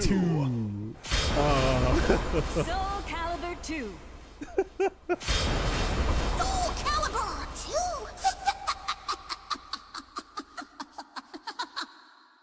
Oh, the best voice ever, man. Just the best like, voice. Right down into your mind, into your brain. That fucking if you like, that is laser targeted to our age group though. Yeah. Like, I have to say, I'm like, all of this is like, this is laser targeted to you fucking played Soul Calibur 2. And you played the hell out of it. In your 12 to 16, 17s, in the game, when GameCube was hitting. GameCube, Xbox, PlayStation, in the arcades doing the conquest mode and leveling up the characters. Souls crash into each other like towers. Oh my god, man. Fuck. Yeah, I was not prepared. I was not prepared, and immensely happy when that came out of nowhere. Like last year, I want to say 1 year ago. 1 year ago. 1 year ago. Yeah. It feels like someone found a video on an old burnt CD. Yeah. And then fucking put that in and ripped it off and uploaded it. It feels like that came from a CDR. You know? That was made last year. That's not old. That's new, dude. Oh, I'm so happy. It feels like Lost Media. I love it. Goddamn. Soul Calibur 2. Man. I love that voice, man. All right. No, it is not AI. That Nate did the research, and we are not pushing AI content on this channel whatsoever. No, it was someone who posted that on Twitter last year. Yeah. I'm not reading that one. I'm not reading that one.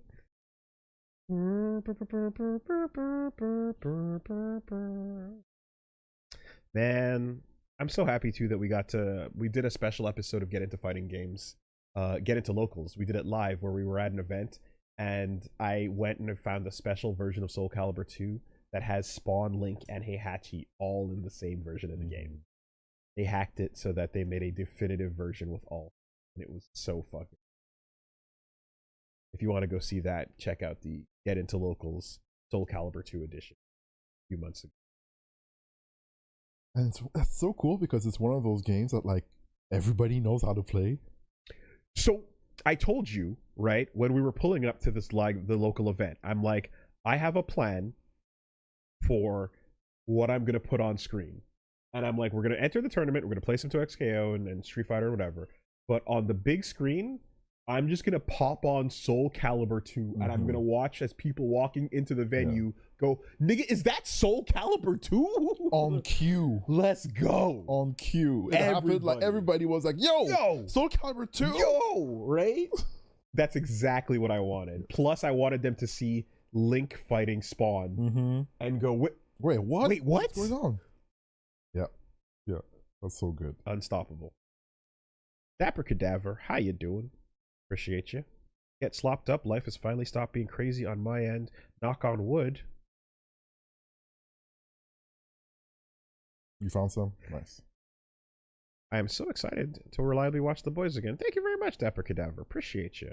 Good to hear from you. Hell yeah. That's Thank really you good. for the 51. And over on the super chats, let's see. Yes. We got the one from Chugly earlier. This is for FF14 streams. Hope you're having fun. Thank you. Rasendori.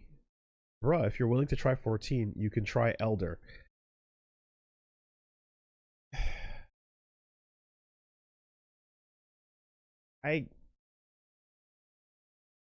What there is going on with 14 is like the stuff about 14 that doesn't land with me.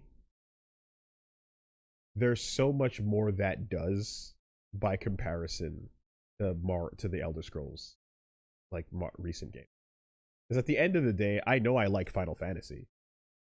You know, I like a third-person Final Fantasy experience, regardless of the online nature of things or whatever. But I don't know, man. I don't know. I think I would really not. But I don't know. But I don't know. There is a curiosity, but I predict it would go a lot worse. You know?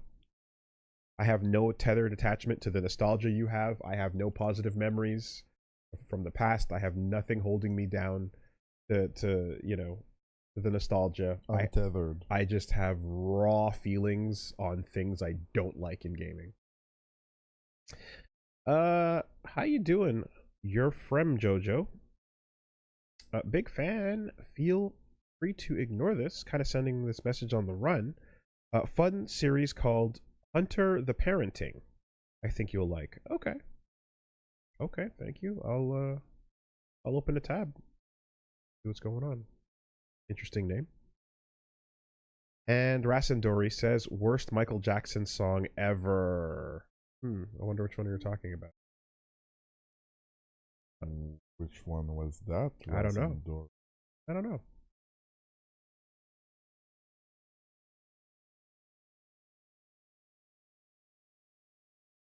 What is the worst Michael Jackson? You have to pick one. There's a lot that I don't know for sure. There's a lot of yeah. I mean, okay. It's not the worst, but I really find... Okay. I find The Girl Is Mine with Paul McCartney super corny because of the acting they're doing. Okay. God damn it. Gosh darn it, Paul. Can't you see that she's mine? Now, Michael, I told you she's mine. You know? It's just super fucking lame. And even though I'm all about the Monica and Brandy energy. Yeah. You know, of the boy is mine. Yeah. You need to give it up. I've had about enough. It's not hard to see. The boy is mine. And like, who opens up the door at the end? I forget it's a jaw rule. Mekhi Phifer. Mekhi Phifer opens up the door like, hey, it's Brandy. Oh shit, it's also Monica. Uh-oh. And they're like, yeah, that's right. About to get it. Damn. Right? Wait, get it, or did he fumble it? Oh, the fumble. I see. The fumble. No, not the good get it. The bad get it. The bad get it. The bad get it. Damn. But yeah, I think because of the goofy ass skit acting in it, I'm gonna say the doggone girl is mine. Mine. Okay. Yeah. That's fair. Yeah, I saw like a million songs go in chat and I'm like, y'all are super wrong. And I think, Woolie, you take the cake on that one. Out of the ones that I know. That's probably the weakest one. Yeah, right? Yeah. What are you gonna say? Something from Off the Wall? Fucking die. Yeah. Get it, like literally go fucking end. Walk into the ocean. I just you know, and it's not even for musical reasons, right? It's just that. Or if you really needed to, I'd even give you a side out, which is I always feel like watching me. I got That's no not privacy. MJ. It's not MJ. Yeah. It's the other guy, and he's just on the chorus. Rockwell. So it barely really counts. And he's awful. And the only good part of the song is the hook that Michael recorded for him. So technically, that could also be the worst too. Except it's so catchy that you still remember it, and he did such a good job with the chorus. You don't like that song? No, I love it. It's great. Okay. But the rest of the song, when he's not singing, is awful. Okay, yeah, you don't like that song. Yeah. Who's watching? Watching. Oh, I have no privacy. Oh, somebody's watching me. Oh, like. Tell me you're the fucking producer's kid who had a favor called in without telling me you're the producer's kid who had a favor called in. I believe that's literally what happened. Something to that effect. Damn. I think he's like family to like someone, and they called in a favor, you know? That was a good favor.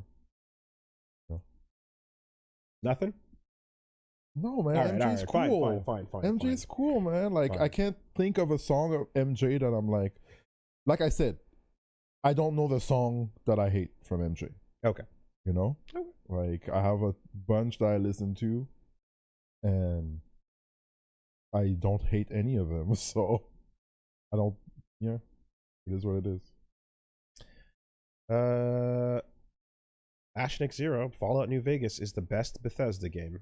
Yeah, I have way more interest in Fallout than I do. I have more interest in the older Elder Scrolls games than I do in the newer one. You know, the fucking isometric camera.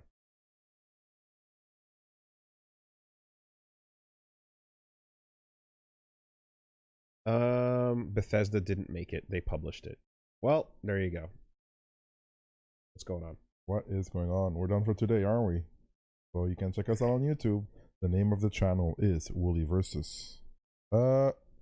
as of 1 hour ago, you can check out the best of Pragmata. Wanna save the robot child and go back to Earth. There's also Final Fantasy episode 5. You did it. Yeah. You got there. Final Fantasy episode 5. Joe Guns gets solicited by the Novice Network. Came out today also. Sejam Slam Day 2 highlights was published yesterday. Spectres in 5 as advertised. And some Castle I think Super you Beast misspelled clips. the word specters there, Solidus. I gotta double check, but you know, minor spelling mistake. And some Castle Super Beast clips for you. It has never been worse than Turnabout Big Top. Yes, because the last episode, The Worst It's Ever Been, came out for Ace Attorney, Justice for All. That was pretty ass. But we're through it, and now we're ready for Peak, apparently. New Peak. Apparently, Yeah. apparently, it cannot be understated how fucking sick this next. We will be back on Monday.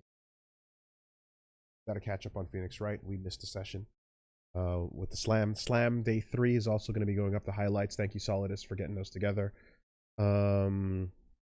And spelled how it was written on Sejam's tweets. Ooh, the buck has been passed. Fair enough. Good excuse. That ain't your fault then. We're gonna be back on Monday. Got to catch up on Phoenix Wright. Tuesday podcast, and then yeah, we're gonna see how the week shakes out. But I'm pretty sure Thursday is gonna be Final Fantasy.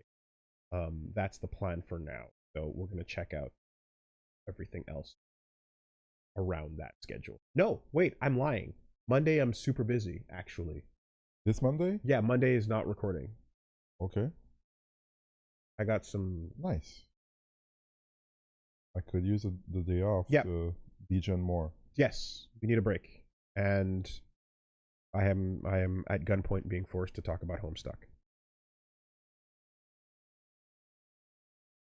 Gotcha. So we'll see you on Tuesday for the podcast and for the regular. Sounds good. See you guys next time. Have a good night.